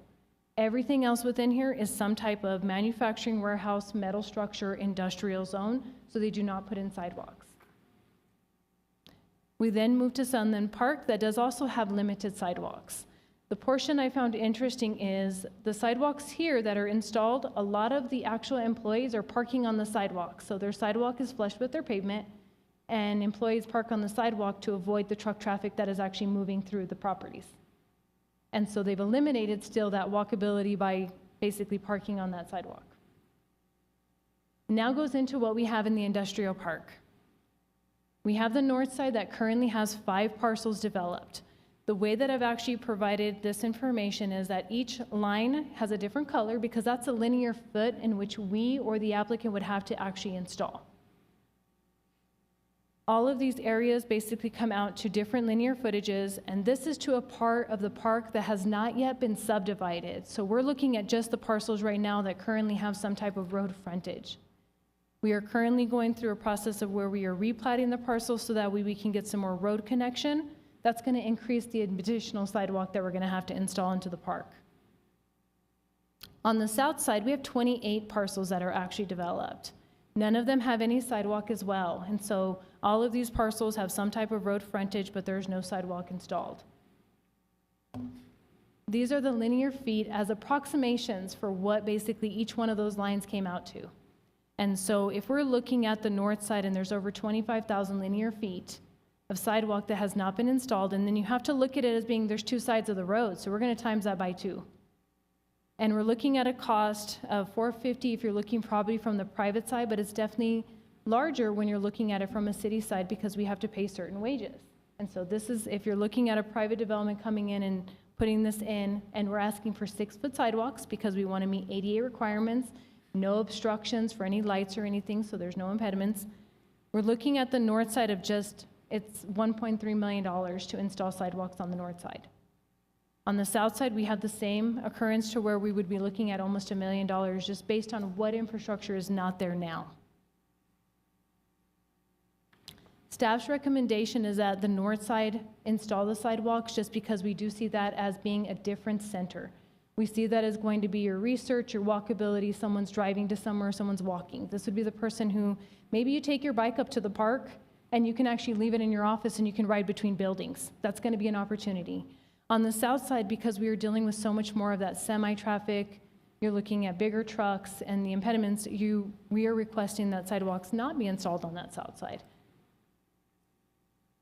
That completes my presentation, and I stand for questions. All right, thank you, Sarah. Anyone have any questions? Councilor Flores? Thank you. Sarah, I just want to thank you. I'm so glad you're back. So this is very thorough, and it's similar to how I think it should be done. So that's why it's so great. No, it makes a lot of sense in terms of the type of businesses and the everything. So when it comes to the sidewalks, to the businesses that would they be responsible for paying just the way developers do when they're building homes? Who would absorb that cost? Would that be the city, or would it be the business or the developer? Mayor Pro Tem, Councilor Flores, currently right now, the way the code is written, it is up to the developer to install. And so unless a waiver is approved by city council for an applicant to come in and not do sidewalks into a development, that is up to the city basically to say yes or no to. Code does require every developer, just like any subdivision, would come in and install sidewalks. With that also being said, though, there's also the provision that if the sidewalks are now installed and you have gaps, we have to look at maintenance as well as the cost, because once the sidewalk is installed, then the city is to maintain it because it is now a part of our right-of-way. Okay, so depending on how the parcels are sold, it may be a patchwork of sidewalks, no sidewalks, gap. Mayor and Councilor Flores, that is correct. Right now, we see sidewalk gaps because we do have several parcels out there already developed. And so that portion of those parcels would not be complete. That would be up to whether, essentially, the city would come in and have to do those improvements. Thank you. Thank you. Thank you, Councilor. Anyone else? McClure? Just have a quick question. I know we referenced Albuquerque and Rio Rancho and things like that, but if we're trying to draw in perhaps international connections, are you considering how industrial parks look over there? Just as a sort of aside, a couple of years ago I went to Nuevo Leon and went in one of their industrial parks, and it was very walkable, actually. There were a lot of people who were walking to get food, our hotel was in the industrial park. So if there was a consideration of looking at what international customers might be interested in too, that's just a side note more so than anything else. Mayor Pro Tem, Councilor McClure, that is something we can look into. I did not research that as part of the research of just knowing what we have in our environment as far as when we look at landscaping, the irrigation, because if we want to install the sidewalks, we definitely need to be looking at the landscaping that's going along with those sidewalks, because we don't want it to be where you're walking and it's just natural vegetation. We'd want to see the tree canopy extended as well.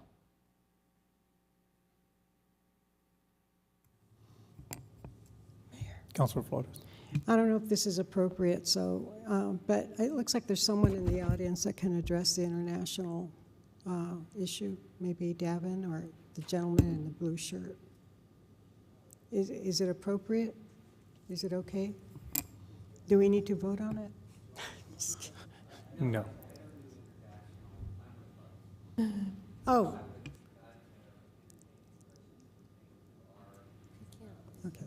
Yeah, No, that's fine. No, that's fine. That's Okay, no, that's fine. Thank you. That's fine, thank you. Okay, well, thanks, Sarah. No, just one more question. Oh, I'm so sorry. Sorry, Sarah. Thank you. Just on your last point regarding the sidewalks on the south side, we had recently a request for some sort of appeal from Loves.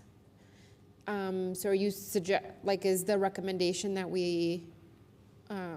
that I'm assuming they're coming back with that appeal, that we say no? I think the conversation that I heard, at least from that last time we talked about Loves, was that at least on part of the inside of the park, that we did want to see sidewalks. I think that we wanted to see the park developed so that it met the needs of the people who work out there, who probably don't have the luxury to come into downtown for lunch during their lunch break because it's so far away, right? And so the desire was to develop that, certainly with an understanding that it's an industrial park, but that it also has people there. And so I'm just curious about if I heard that right, if if we're sort of making that assumption about Loves and the request that they had made from us earlier.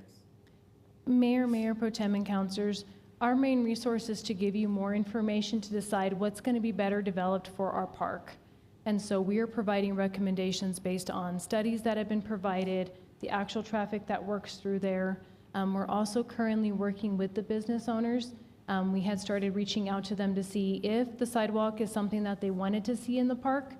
Second of all, is it something that they'd be willing to install if the city were to maintain it, so that we'd understand what kind of cost we'd be looking at? Because of course, if it doesn't get installed now, then that does come down to the city installing it and the cost coming down to the city. And so those have to be those recommendations. We're looking at the park from a design of the north side and the south part are two different ideas as to what's being developed, but overall it's, if we have all this information, what do we want to see as a city? We can understand in basically installing that on that north side, because you will have that walkable space where you are walking to something. Not necessarily am I going to, and personally this would be me, is am I going to walk across the highway? Am I going to stay on the south side? It depends on how far, yes, people want to walk, what's going to be the services provided there for them to walk. On the south side, we only have a limited amount of commercial, and that's what I think changes the actual property. Based on our zoning map, these are our commercial parcels right here. Everything else is considered industrial in some point. And so most of our commercial is going to be to that north side. So this may still end up being that heavy truck traffic that's going through there. In speaking with one of the actual businesses owners out there, they actually referred to not having sidewalks. They would rather have an actual stoplight on the corners due to the truck traffic right now. And so we're learning a little bit more, I think, from our business owners who have actually been in the facility and had to work out there to see what their needs are. And so those may be some of the infrastructure needs that we need to start looking at. That's helpful. Thank you, Sarah. I appreciate that. Councilor Matisse. Just curiosity, the money that we're going to be spending for sidewalks, that will be from the companies that come in. And the reason I bring this up is you mentioned wastewater gaps, electrical gaps. Would it be better to concentrate on those gaps? In reading the New Mexico Border Inc., I was down in Santa Teresa for 8.5 years. I noticed Grants, New Mexico is getting a 7 million square foot manufacturing company. I noticed Albuquerque and Rio Rancho and Roswell are getting huge manufacturing companies. Is there a possibility that if we provide and fix the gaps for water, wastewater, electrical, and build the platforms, the foundations for a factory to go up right away, would that be advantageous to actually recruit more businesses to the industrial park? Mayor, Councilor Matisse, yes. So our focus has actually been on those infrastructure gaps, and so the earmarks, the congressional earmarks, if they come through, or if we get the EDA grant, that is where we would like to use the funds, because that is what's going to actually bring the business in. The overlay zone is for when they actually decide to locate here and to start working on their facility. And it's going to be whether these businesses that are coming in have to build those sidewalks or not, or whether we feel they need to. So it's kind of two different conversations. It's getting them here, which is the infrastructure gaps. And then once they're here, what do we want to require that they have to put in when they locate here? Okay, thank you. Okay, thank you. I don't know, Councilor Corinne, are you still with us? Or did you have any questions or comment? She hung up. Waiting. No. Okay, she's gone. Okay, all right. Well, thanks. I agree with staff's recommendations that the sidewalks be used on one side. And then I think it varies depending on the businesses, on what's coming in and how it's going to be used. But thank you for the presentation.